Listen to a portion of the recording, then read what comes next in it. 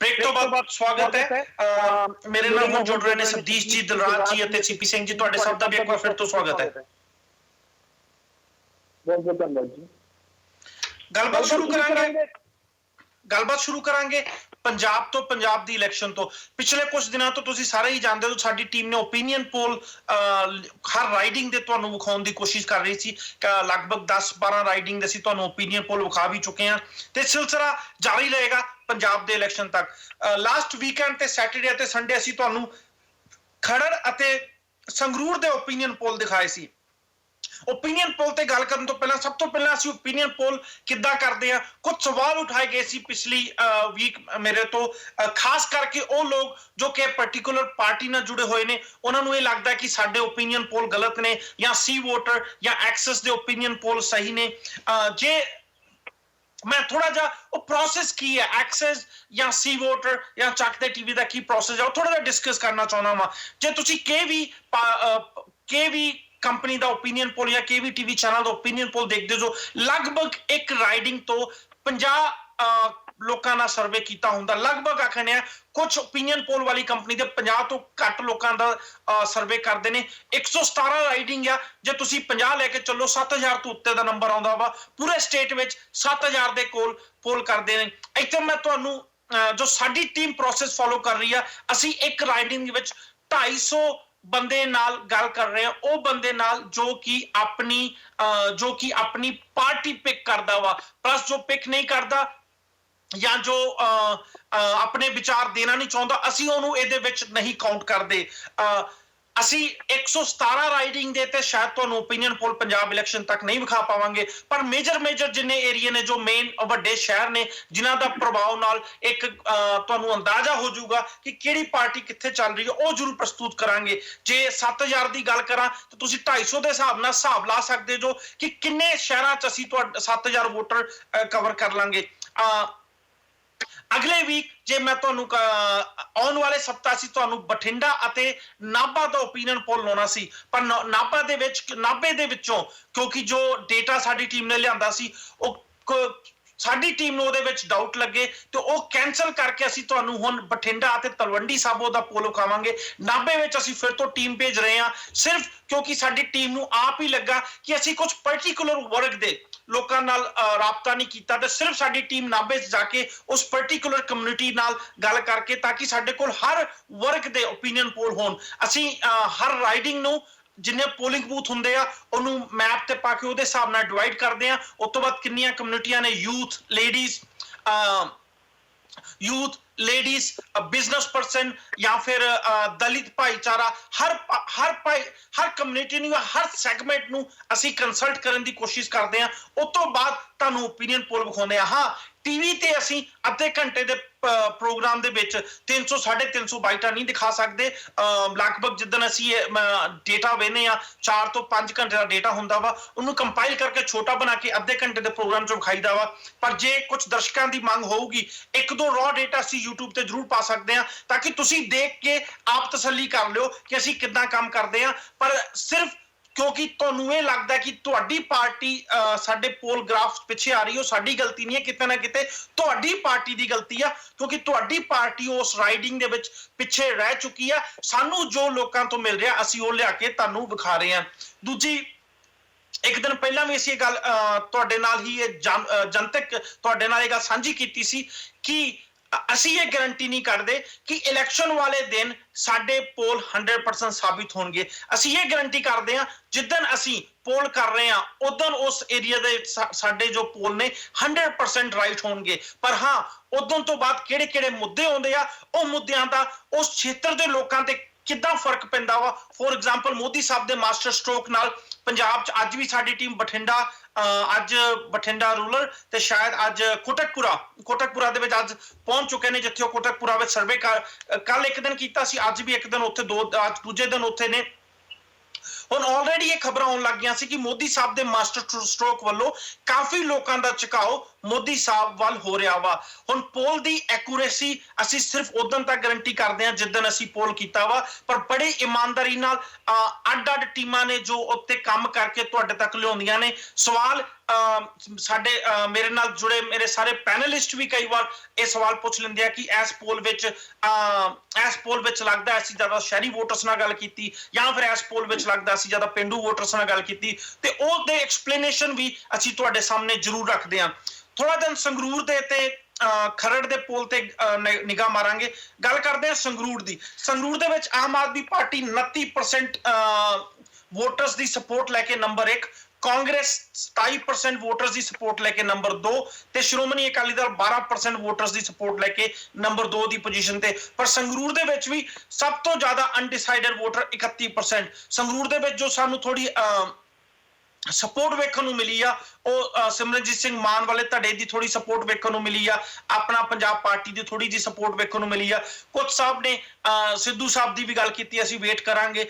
ਤੇ ਲਗਭਗ ਇਦਾਂ ਦਾ ਓਪੀਨੀਅਨ ਪੋਲ ਸੰਗਰੂਰ ਤੋਂ ਸਾਹਮਣੇ ਆ ਰਿਹਾ। ਮੈਂ ਫਿਰ ਤੋਂ ਦੱਸਦਾ, ਆਮ ਆਦਮੀ ਪਾਰਟੀ ਨੰਬਰ 1 ਦੀ ਪੋਜੀਸ਼ਨ ਤੇ 29% ਵੋਟਾਂ ਨਾਲ, ਕਾਂਗਰਸ ਨੰਬਰ 2 ਦੀ ਪੋਜੀਸ਼ਨ ਤੇ 27% ਵੋਟਾਂ ਨਾਲ, ਸ਼੍ਰੋਮਣੀ ਅਕਾਲੀ ਦਲ ਨੰਬਰ 3 ਦੀ ਪੋਜੀਸ਼ਨ ਤੇ 12% ਵੋਟਾਂ ਨਾਲ। ਜੇ ਮੁੱਦਿਆਂ ਦੀ ਗੱਲ ਕਰਾਂ, ਅਨਇੰਪਲੋਇਮੈਂਟ ਨੰਬਰ 1 ਮੁੱਦਾ ਸੀ ਸੰਗਰੂਰ ਦੇ ਵਿੱਚ। ਅਨਇੰਪਲੋਇਮੈਂਟ ਸਭ ਤੋਂ ਜ਼ਿਆਦਾ ਮੁੱਦਾ ਸੀ ਜੋ ਪੋਲ ਸਰਵੇ ਕਰਨ ਵਾਲੇ ਲੋਕਾਂ ਨੇ ਸਾਡੇ ਨਾਲ ਸਾਂਝਾ ਕੀਤਾ। ਇਨਫਲੇਸ਼ਨ ਇੱਕ ਹੋਰ ਮੁੱਦਾ ਸੀ, ਮਹਿੰਗਾਈ ਜਿਹਨੂੰ ਕਹਿ ਦਿੰਦੇ ਆ, ਜੋ ਕਾਫੀ ਲੋਕਾਂ ਨੇ ਸਾਡੇ ਨਾਲ ਸਾਂਝੇ ਕੀਤੇ। ਸਬਦੀਸ਼ ਜੀ, ਜੇ ਕਮੈਂਟ ਕਰਨਾ ਚਾਹੋ ਇਸ ਤੱਕ ਹੋਈ ਗੱਲਬਾਤ ਉੱਤੇ।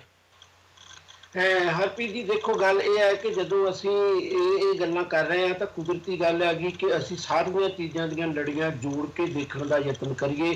ਜਿਨ੍ਹਾਂ ਚੀਜ਼ਾਂ ਨਾਲ ਇੱਕ ਦਿਨ ਤੋਂ ਬਾਅਦ ਵੀ ਲੋਕਾਂ ਦੀ ਰਾਏ ਕਿਸੇ ਨਾ ਕਿਸੇ ਸ਼ਕਲ ਵਿੱਚ ਤਬਦੀਲ ਹੋ ਸਕਦੀ ਹੈ।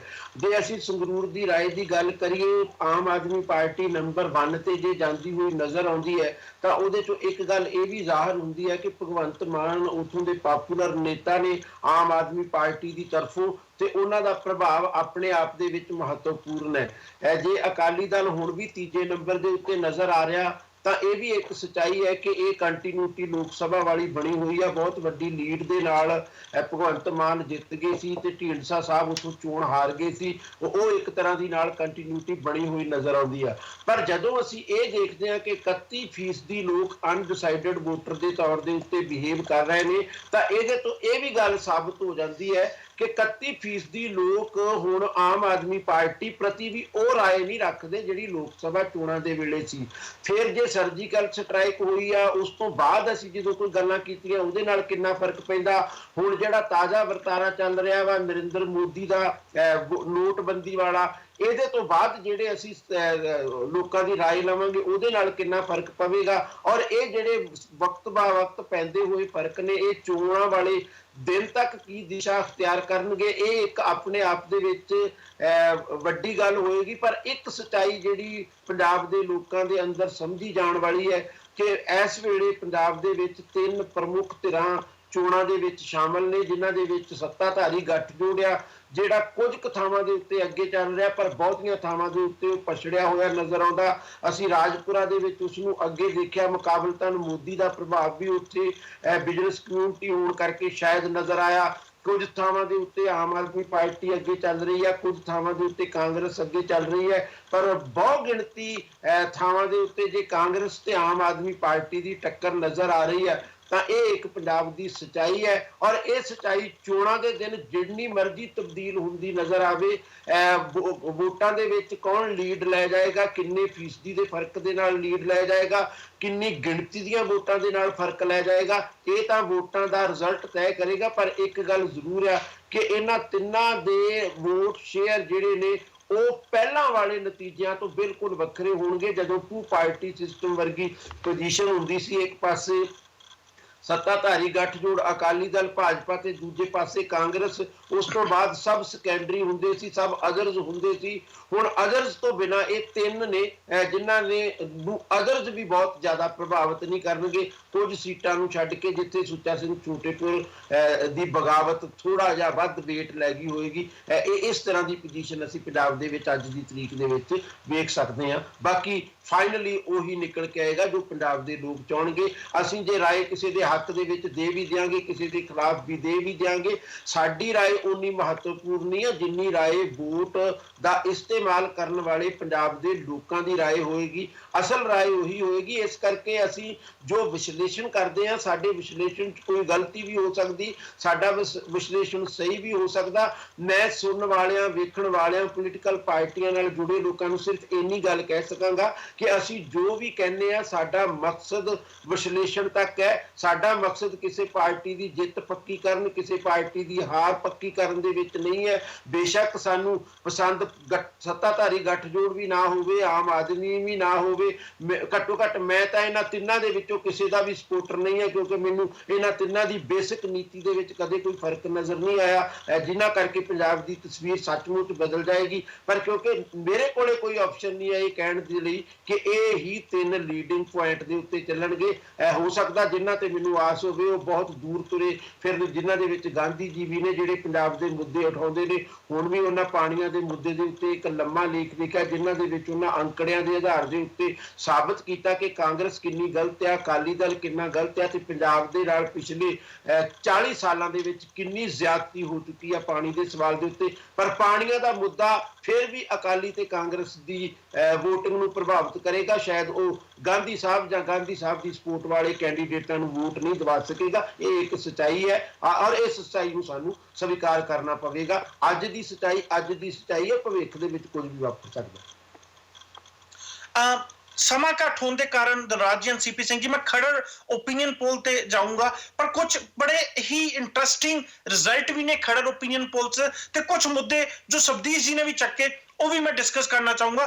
ਖਰੜ ਦੀ ਜੇ ਗੱਲ ਕਰੀਏ, ਖਰੜ ਦੇ ਵਿੱਚ ਕਾਂਗਰਸ ਨੰਬਰ 1 ਦੀ position 24% vote, Shiromani Akali Dal number 2 ਦੀ position 17% vote, Aam Aadmi party number 3 ਦੀ ਪੋਜੀਸ਼ਨ 16% ਵੋਟ। ਇੱਕ ਵਾਰ ਮੈਂ ਇੱਥੋਂ ਤੱਕ ਰਿਪੀਟ ਕਰਦਾ, Congress number 1 24%, Akali Dal number 2 17%, Aam Aadmi party number 3 16%। ਇਸ ਤੋਂ ਬਾਅਦ ਜੋ ਮੈਂ ਤੁਹਾਡੇ ਨਾਲ ਡੇਟਾ ਸ਼ੇਅਰ ਕਰਨ ਜਾ ਰਿਹਾ ਕਾਫੀ ਇੰਟਰਸਟਿੰਗ ਡੇਟਾ ਵਾ। ਇਹ ਡੇਟਾ ਲਗਭਗ ਸਾਨੂੰ ਹਰ ਸ਼ਹਿਰ ਵਿੱਚ ਜਿੱਥੇ ਤੱਕ ਅਸੀਂ ਸਰਵੇ ਕਰ ਚੁੱਕੇ ਹਾਂ ਸਾਨੂੰ ਵੇਖਣ ਨੂੰ ਮਿਲਿਆ, ਪਰ ਖਰੜ ਵਿੱਚ ਇਹ ਸਾਨੂੰ ਚੀਜ਼ ਜ਼ਿਆਦਾ ਵੇਖਣ ਨੂੰ ਮਿਲੀ। ਉਹਦੇ ਕਾਰਨ ਇਹਨੂੰ ਅਸੀਂ ਸਾਰੇ ਡੇਟਾ ਨੂੰ ਕਾਊਂਟ ਕਰਕੇ ਤੁਹਾਡੇ ਸਾਹਮਣੇ ਪ੍ਰੈਜ਼ੈਂਟ ਕਰ ਰਹੇ ਹਾਂ। 9% ਲੋਕਾਂ ਨੇ ਖਰੜ ਦੇ ਵਿੱਚ ਇਹ ਆਖਿਆ ਕਿ ਅਸੀਂ ਕਿਹ ਪਾਰਟੀ ਨੂੰ ਵੋਟ ਨਹੀਂ ਪਾਉਣਾ, ਸਾਰੀਆਂ ਪਾਰਟੀਆਂ ਸੇਮ ਨੇ। ਸੌਰੀ, ਮੈਂ ਇੱਕ ਗੱਲ ਨੂੰ ਰਿਪੀਟ ਕਰਨਾ, 9% ਲੋਕਾਂ ਨੇ ਇਹ ਆਖਿਆ ਕਿ ਅਸੀਂ ਕੈਂਡੀਡੇਟ ਨੂੰ ਵੋਟ ਪਾਉਣਾ ਵਾ, ਅਸੀਂ ਪਾਰਟੀ ਪਾਲਿਸੀਜ਼ ਨੂੰ ਵੋਟ ਨਹੀਂ ਪਾਉਣਾ, ਅਸੀਂ ਜੋ ਵਧੀਆ ਕੈਂਡੀਡੇਟ ਹੋਊਗਾ ਚਾਹੇ ਜਿਹੜੀ ਮਰਜ਼ੀ ਪਾਰਟੀ ਦੇ ਨਾਲ ਹੋਵੇ ਅਸੀਂ ਉਹਨੂੰ ਵੋਟ ਪਾਵਾਂਗੇ। ਤੇ 6% ਖਰੜ ਦੇ ਵਿੱਚ ਉਹ ਲੋਕ ਮਿਲੇ ਜਿਨ੍ਹਾਂ ਨੇ ਇਹ ਕਿਹਾ ਕਿ ਅਸੀਂ ਵੋਟ ਨਹੀਂ ਪਾਵਾਂਗੇ, ਅਸੀਂ ਵੋਟ ਨਹੀਂ ਪਾਵਾਂਗੇ ਕਿਉਂਕਿ ਉਹਨਾਂ ਦੇ ਹਿਸਾਬ ਨਾਲ ਸਾਰੀਆਂ ਪਾਰਟੀਆਂ ਸੇਮ ਨੇ। ਮੈਂ ਰਿਪੀਟ ਕਰ ਦਿੰਦਾ, Congress 24% number 1, Shiromani Akali Dal 17% number 2, Aam Aadmi party 16% number 16% number 3 ਤੇ ਕੈਂਡੀਡੇਟ ਤੇ ਆਧਾਰ ਤੇ ਵੋਟ ਪਾਉਣ ਵਾਲੇ 9% ਚੌਥੇ ਨੰਬਰ ਤੇ ਸੀ ਤੇ 6% ਲੋਕਾਂ ਨੇ ਆਖਿਆ ਅਸੀਂ ਵੋਟ ਨਹੀਂ ਪਾਵਾਂਗੇ ਤੇ ਅਨਡਿਸਾਈਡਡ ਵੋਟਰ ਅਜੇ ਵੀ ਉੱਥੇ ਸਭ ਤੋਂ ਜ਼ਿਆਦਾ ਸੀ 28%। ਦਿਲਰਾਜ ਸਿੰਘ ਜੀ। ਬਿਲਕੁਲ ਹਰਪ੍ਰੀਤ ਜੀ, ਮਾਫੀ ਕਰਨਾ, ਬਿਲਕੁਲ ਹਰਪ੍ਰੀਤ ਜੀ, ਕਿਤੇ ਨਾ ਕਿਤੇ ਇਸ ਸਾਰੇ ਸਰਵੇ ਤੋਂ ਇੱਕ ਚੀਜ਼ ਤਾਂ ਕਲੀਅਰ ਹੈ ਕਿ ਹੁਣ ਬਹੁਤ ਵੱਡੀ ਗਿਣਤੀ, ਇਹ ਸਿਰਫ ਖਰੜ ਵਿੱਚ ਦੇਖਣ ਨੂੰ ਨਹੀਂ ਮਿਲਿਆ, ਤਕਰੀਬਨ ਹਰ ਖੇਤਰ 'ਚ ਸਾਨੂੰ ਕੁਝ ਪਰਸੈਂਟ ਏਦਾਂ ਦੇ ਬੰਦੇ ਮਿਲੇ ਹੈਗੇ ਆ ਜਿਹੜੇ ਚਾਹੁੰਦੇ ਆ ਕਿ ਸਹੀ ਬੰਦੇ ਨੂੰ ਵੋਟ ਪਵੇ, ਪਾਰਟੀ ਲੈਵਲ ਤੋਂ ਉੱਤੇ ਉੱਠ ਕੇ ਵੋਟਿੰਗ ਕਰਨ ਲੱਗ ਪਏ ਆ, ਜਾਗਰੂਕ ਹੋ ਰਹੇ ਆ ਲੋਕੀ। ਜੇ ਇਹ ਜਾਗਰੂਕਤਾ ਅੱਗੇ ਆਉਣ ਵਾਲੇ ਸਾਲਾਂ ਦੇ ਵਿੱਚ ਪੂਰੀ ਵਧੀਆ ਹੋ ਜਾਂਦੀ ਹੈ ਤੇ ਮੈਨੂੰ ਲੱਗਦਾ ਕਿ ਇੰਡੀਆ ਵੀ ਜਿਹੜਾ ਫੋਰਨ ਵਾਂਗ ਹੈ ਕਿ ਸਹੀ ਪਾਰਟੀ ਨੂੰ ਛੱਡ ਕੇ ਸਹੀ ਬੰਦੇ ਨੂੰ, ਸਹੀ ਕੈਂਡੀਡੇਟ ਨੂੰ ਜਿਹੜਾ ਡਿਵੈਲਪਮੈਂਟ ਕਰ ਸਕਦਾ ਵਾ, ਜਿਹੜਾ ਕਰਪਸ਼ਨ ਤੋਂ ਦੂਰ ਰਹਿ ਸਕਦਾ ਵਾ, ਜਿਹੜਾ ਲੋਕਾਂ ਦਾ ਭਲਾ ਕਰ ਸਕਦਾ, ਜੇ ਉਹਨੂੰ ਵੋਟ ਪਾਣਗੇ ਤੇ ਸ਼ਾਇਦ ਇੰਡੀਅਨ ਪੋਲਿਟਿਕਸ ਵਿੱਚ ਸੁਧਾਰ ਹੋਣ ਦੇ ਬਹੁਤ ਜ਼ਿਆਦਾ ਚਾਂਸਸ ਹੋ ਜਾਂਦੇ ਨੇ। ਕਿਉਂਕਿ ਹਰ ਪਾਰਟੀ ਦੇ ਵਿੱਚ ਜੇ ਕੁਝ ਮਾੜੇ ਬੰਦੇ ਹੁੰਦੇ ਨੇ ਤੇ ਕੁਝ ਚੰਗੇ ਬੰਦੇ ਵੀ ਡੈਫੀਨੇਟਲੀ ਹੁੰਦੇ ਨੇ। ਜੇ ਚੰਗੇ ਜਿੱਤਣਗੇ, ਚੰਗੇ ਜਿੱਤ ਕੇ ਸਾਹਮਣੇ ਆਣਗੇ ਤੇ ਮੈਂ ਚਾਹੇ ਉਹ ਕਿਸੇ ਵੀ ਪਾਰਟੀ ਦੇ ਹੋਣ ਤੇ ਮੈਨੂੰ ਲੱਗਦਾ ਹੈ ਕਿ ਸ਼ਾਇਦ ਜਿਹੜਾ ਆਪਾਂ ਇੱਕ ਪੋਲੀਟੀਕਲ ਸਿਸਟਮ ਨੂੰ ਕਰਪਸ਼ਨ ਫ੍ਰੀ ਕਰਨਾ ਚਾਹੁੰਦੇ ਹਾਂ, ਬੜੇ ਟਰਾਂਸਪੇਰੈਂਟ ਕਰਨਾ ਚਾਹੁੰਦੇ ਹਾਂ, ਸ਼ਾਇਦ ਪੋਸਿਬਿਲਿਟੀ ਹੋ ਸਕੇ। ਮੁੱਦਿਆਂ ਦੀ ਗੱਲ ਕਰੀਏ, ਖਰੜ ਵਿੱਚ ਵੀ ਅਨਐਮਪਲੋਇਮੈਂਟ ਪਹਿਲੇ ਨੰਬਰ ਤੇ ਛਾਇਆ ਰਿਹਾ, ਲੋਕ ਚੇਂਜ ਲਿਆਉਣਾ ਚਾਹੁੰਦੇ ਆ, ਇਹ ਦੂਜੇ ਨੰਬਰ ਤੇ ਛਾਇਆ ਰਿਹਾ। ਕਾਫੀ ਲੋਕਾਂ ਨੇ ਕਿਹਾ ਕਿ ਉਹ ਅਕਾਲੀ ਨੂੰ ਵੋਟ ਨਹੀਂ ਪਾਉਣਗੇ ਕਿਉਂਕਿ ਇਹ ਚੇਂਜ ਚਾਹੁੰਦੇ ਆ। ਚੇਂਜ ਦੇ ਰੂਪ ਵਿੱਚ ਉਹ ਕਾਂਗਰਸ ਅਤੇ ਆਮ ਆਦਮੀ ਪਾਰਟੀ ਦੋਵਾਂ ਨੂੰ ਵੇਖਦੇ ਆ, ਪਰ ਜਿਹੜੀ ਪਾਰਟੀ ਉਹਨਾਂ ਨੂੰ ਵਧੀਆ ਲੱਗੂਗੀ ਉਹਨੂੰ ਵੋਟ ਪਾਉਣਗੇ। ਐਂਟੀ ਇਨਕੰਬੈਂਸੀ ਫੈਕਟਰ ਵੀ ਸਾਨੂੰ ਖਰੜ ਦੇ ਵਿੱਚ ਵੇਖਣ ਨੂੰ ਮਿਲਿਆ। ਨੋਟਾ ਕਿ ਮੈਂ ਨਨ ਆਫ ਦਾ ਅਬਾਊ ਨੂੰ ਵੋਟ ਪਾਉਣੀ ਹੈ, ਇਹ ਵੀ ਫੈਕਟਰ ਸਾਨੂੰ ਮਿਲਿਆ। ਡਿਵੈਲਪਮੈਂਟ ਇੱਕ ਵੱਡਾ ਮੁੱਦਾ ਸੀ ਖਰੜ ਦੇ ਵਿੱਚ। ਡਰੱਗ ਇਸ਼ੂ ਦੇ ਵੀ ਕੁਝ ਲੋਕਾਂ ਨੇ ਸਾਡੇ ਨਾਲ ਗੱਲ ਕੀਤੇ ਤੇ ਕਿਉਂਕਿ ਉਦੋਂ SYL ਦਾ ਮੁੱਦਾ ਥੋੜਾ ਜਿਹਾ ਹਾਵੀ ਹੋ ਗਿਆ ਸੀ, SYL ਦੀ ਗੱਲਾਂ ਵੀ ਕੁਝ ਲੋਕਾਂ ਨੇ ਕੀਤੀਆਂ। ਪਰ ਇੱਕ ਹੋਰ ਜੋ ਇੰਟਰਸਟਿੰਗ ਫੈਕਟ ਖਰੜ ਤੋਂ ਸਾਹਮਣੇ ਆਇਆ, ਰੀਅਲ ਸਟੇਟ ਪ੍ਰੋਪਰਟੀ ਵੈਲਿਊ ਦੇ ਮੁੱਦੇ ਵੀ ਸਾਡੇ ਨਾਲ ਡਿਸਕਸ ਕੀਤੇ। ਕਾਫੀ ਵੱਡਾ ਵਰਗ, ਤੁਸੀਂ ਭਾਵੇਂ ਸ਼ਹਿਰਾਂ ਦਾ ਕਹਿ ਲਓ, ਸ਼ਹਿਰੀ ਲੋਕਾਂ ਦਾ ਕਹਿ ਲਓ, ਭਾਵੇਂ ਪੇਂਡੂ ਲੋਕਾਂ ਦਾ ਕਹਿ ਲਓ, ਜਿਹਨੂੰ ਅਸੀਂ ਜੱਟ ਬਰਾਦਰੀ ਕਹਿ ਦਿੰਦੇ ਆ ਜਾਂ ਜੱਟ ਫੈਮਿਲੀ ਤੋਂ ਬਿਲੋਂਗ ਕਰਨ ਵਾਲੇ ਲੋਕਾਂ ਦਾ ਸਾਹਮਣੇ ਆਇਆ, ਜਿਨ੍ਹਾਂ ਨੇ ਕਾਂਗਰਸ ਨੂੰ ਵੋਟ ਪਾਉਣ ਦੀ ਗੱਲ ਕੀਤੀ ਕਿਉਂਕਿ ਉਹਨਾਂ ਦਾ ਇਹ ਕਹਿਣਾ ਸੀ ਕਾਂਗਰਸ ਦੇ ਆਉਣ ਨਾਲ ਸਾਡੀ ਜ਼ਮੀਨ ਦੀ ਵੈਲਿਊ ਵੱਧ ਜਾਂਦੀ ਹੈ ਜਾਂ ਫਿਰ ਜ਼ਿਆਦਾ ਹੋ ਜਾਂਦੀ ਹੈ। CP ਸਿੰਘ ਜੀ। ਬਿਲਕੁਲ ਹਰਪ੍ਰੀਤ ਜੀ, ਜਿਸ ਤਰ੍ਹਾਂ ਤੁਸੀਂ ਡਿਸਕਸ ਕੀਤਾ ਖਰੜ ਤੇ ਸੰਗਰੂਰ ਦਾ, ਦੇਖੋ ਖਰੜ ਦੇ ਵਿੱਚ 28% ਪਲੱਸ 9% ਜਿਹੜੇ ਉਹ ਕੈਂਡੀਡੇਟ ਨੂੰ ਦੇਖ ਕੇ ਵੋਟ ਪਾਉਣ ਵਾਲੇ ਵੋਟਰ ਸੀਗੇ। ਮੈਂ ਇਹਨਾਂ ਨੂੰ ਇਕੱਠਾ ਜਿਹੜਾ ਦਾ 37% ਇਹ ਵੋਟ ਹੈ ਜਿਹੜੀ ਕਿ ਅਨਡਿਸਾਈਡਡ ਹੀ ਕਹੂੰਗਾ ਮੈਂ, ਜਦੋਂ ਤੱਕ ਕੈਂਡੀਡੇਟ ਨਹੀਂ ਹੁੰਦਾ ਔਰ ਜਿਹੜਾ ਕਿ ਮੁੱਦਿਆਂ ਦੀ ਰਾਜਨੀਤੀ ਨਹੀਂ ਕਰੇਗਾ ਜਾਂ ਜਿਹੜਾ ਮੁੱਦਿਆਂ ਦੇ ਉੱਪਰ ਸਾਨੂੰ ਡਿਵੈਲਪਮੈਂਟ ਲੈ ਕੇ ਦੇਵੇਗਾ। ਸੋ ਕਿਸੇ ਨਾ ਕਿਤੇ ਇਹ ਚੀਜ਼ ਬਿਲਕੁਲ ਕਲੀਅਰ ਹੋ ਰਹੀ ਹੈ ਕਿ ਕਿਤੇ ਕਾਂਗਰਸ 40% ਨਾਲ ਲੱਗੀ ਹੈ ਤੇ ਕਿਤੇ ਆਮ ਆਦਮੀ ਪਾਰਟੀ 29% ਨਾਲ ਲੱਗੀ ਹੈ। ਦੇਖੋ ਓਵਰਆਲ ਜੇ ਦੇਖੀਏ ਤਾਂ ਲੋਕੀ ਚੇਂਜ ਭਾਲਦੇ ਨੇ। ਚੇਂਜ ਭਾਲਣ ਦੇ ਵਿੱਚ ਕਿਤੇ ਕੋਈ ਮੁੱਦਾ ਅੱਗੇ ਆ ਜਾਂਦਾ, ਕਿਤੇ ਇਨਫਲੇਸ਼ਨ ਆ ਜਾਂਦੀ ਹੈ, ਕਿਤੇ ਅਨਐਮਪਲੋਇਮੈਂਟ ਆ ਜਾਂਦੀ, ਕਿਤੇ ਰੀਅਲ ਏਸਟੇਟ ਆ ਜਾਂਦੀ ਹੈ। ਕਰੰਟ ਗਵਰਨਮੈਂਟ ਤੋਂ ਮੈਜੋਰਿਟੀ ਆਫ ਲੋਕ ਜਿਹੜੇ ਕਿ ਅਸੀਂ ਸਰਵੇ ਦੌਰਾਨ ਦੇਖ ਰਹੇ ਹਾਂ ਕਿ ਉਹ ਖੁਸ਼ ਨਹੀਂ ਹੈਗੇ। ਜਿਹੜੇ ਇੰਪਲੋਈ ਤਬਕਾ ਉਹ ਬਹੁਤ ਹੀ ਮੁਸ਼ਕਿਲ ਦੇ ਵਿੱਚ ਹੈ। ਕੋਈ ਟੈਂਕੀਆਂ ਤੇ ਚੜ ਰਿਹਾ ਤੇ ਕੋਈ ਮੁਜ਼ਾਹਰੇ ਕਰ ਰਿਹਾ। ਸੋ ਕਿਤੇ ਨਾ ਕਿਤੇ ਲੋਕ ਚੇਂਜ ਭਾਲਦੇ ਨੇ। ਚੇਂਜ ਵੀ ਉਹ ਚਾਹੀਦੀ ਉਹਨਾਂ ਨੂੰ ਹੁਣ ਅੱਜ ਦੀ ਡੇਟ ਦੇ ਵਿੱਚ, ਜਿਹੜੀ ਕਿ ਪਹਿਲਾਂ 4 ਜਾਂ 5 ਮਹੀਨੇ ਪਹਿਲਾਂ ਚੇਂਜ ਲੋਕੀ ਚਾਹੁੰਦੇ ਸੀ ਆਮ ਆਦਮੀ ਪਾਰਟੀ ਦੇ ਰੂਪ ਦੇ ਵਿੱਚ। ਅੱਜ ਉਹ ਚੇਂਜ ਹੋ ਚੁੱਕੀ ਹੈ ਕਿਉਂਕਿ ਉਹ ਹੁਣ ਆਮ ਆਦਮੀ ਪਾਰਟੀ ਨੂੰ ਵੀ ਸੇਮ ਪਾਰਟੀਆਂ ਵਾਂਗ ਲੈ ਰਹੇ ਨੇ। ਉਹ ਨਹੀਂ ਕਹਿ ਰਹੇ ਕਿ ਇਹ ਇੱਕ ਰਵਾਇਤੀ ਪਾਰਟੀ ਨਹੀਂ ਹੈ, ਇਹ ਸੇਮ ਪਾਰਟੀ ਹੈ। ਸੇਮ ਗੱਲਾਂ ਹੋ ਰਹੀਆਂ, ਸੇਮ ਲੜਾਈਆਂ ਹੋ ਰਹੀਆਂ, ਸੇਮ ਬਦਲਾਅ ਦੀ ਰਾਜਨੀਤੀ ਨੂੰ ਲੜੀ ਜਾ ਰਹੀ ਹੈ। ਸੋ ਕਿਤੇ ਨਾ ਕਿਤੇ ਹੁਣ ਜਿਹੜਾ ਆਮ ਵੋਟਰ ਹੈ ਉਹ ਇਹੀ ਚਾਹ ਰਿਹਾ ਕਿ ਸਾਨੂੰ ਇੱਕ ਐਸਾ ਕੈਂਡੀਡੇਟ ਮਿਲੇ ਜਿਹੜਾ ਕਿ ਸਾਡੇ ਮੁੱਦਿਆਂ ਦੀ ਗੱਲ ਕਰੇ ਔਰ ਸਾਨੂੰ ਡਿਵੈਲਪਮੈਂਟ ਵੱਲ ਲੈ ਕੇ ਜਾਵੇ। ਔਰ ਮੈਂ ਬਿਲਕੁਲ ਇਹਦੇ ਨਾਲ ਐਗਰੀ ਹਾਂ ਕਿ ਜਿਹੜੇ ਲੋਕ ਅਨਡਿਸਾਈਡਡ ਨੇ ਉਹ ਕਿਤੇ ਨਾ ਕਿਤੇ ਇਹ ਸੋਚ ਰਹੇ ਨੇ ਕਿ ਇੱਕ ਸਾਡੇ ਕੋਲ ਢੁਕਵਾਂ ਕੈਂਡੀਡੇਟ ਸਾਨੂੰ ਮਿਲੇ, ਚਾਹੇ ਉਹ ਕਿਸੇ ਪਾਰਟੀ ਦਾ ਹੋਵੇ, ਜਿਹੜਾ ਕਿ ਸਾਡੀ ਗੱਲ ਕਰੇ। ਤੁਸੀਂ ਇੱਕ ਐਗਜ਼ਾਮਪਲ ਛੋਟੀ ਜਿਹੀ ਮੋਹਾਲੀ ਦੀ ਲੈ ਲਓ। ਮੋਹਾਲੀ ਦੇ ਵਿੱਚ 2 ਸਾਲਾਂ ਇਲੈਕਸ਼ਨ ਤੋਂ ਸਰਦਾਰ ਬਲਵੀਰ ਸਿੰਘ ਸਿੱਧੂ, ਮੈਂ ਪਾਰਟੀ ਦੀ ਗੱਲ ਨਹੀਂ ਕਰੂੰਗਾ, ਐਜ਼ ਏ ਕਾਂਗਰਸ ਵੱਲੋਂ ਲੜਦੇ ਰਹੇ ਨੇ, ਬਟ ਜਿਹੜਾ ਬਲਵੀਰ ਸਿੰਘ ਸਿੱਧੂ ਦਾ ਅਕਸ ਮੋਹਾਲੀ ਦੇ ਵਿੱਚ ਉਹਨਾਂ ਨੇ ਬਣਾਇਆ ਹੋਇਆ ਉਹ ਇੱਕ ਕੈਂਡੀਡੇਟ ਦੇ ਰੂਪ ਦੇ ਵਿੱਚ ਬਣਾਇਆ ਹੋਇਆ। ਉਹ ਬਹੁਤ ਕੰਮ ਕਰਦੇ ਲੋਕਾਂ ਦਾ। ਸੋ ਇਹ ਇੱਕ ਮੋਹਾਲੀ ਦੀ ਗੱਲ ਨਾ ਕਰਦਾ, ਮੈਂ ਓਵਰਆਲ 117 ਸੀਟਾਂ ਦੀ ਜੇ ਗੱਲ ਕਰਾਂ ਤਾਂ ਲੋਕੀ ਮੈਜੋਰਿਟੀ ਆਫ ਲੋਕ, ਚਾਹੇ ਉਹ 28% ਹੋਣ, ਚਾਹੇ ਉਹ 30% ਹੋਣ, ਚਾਹੇ 37% ਹੋਣ, ਉਹ ਅਨਡਿਸਾਈਡਡ ਨੇ।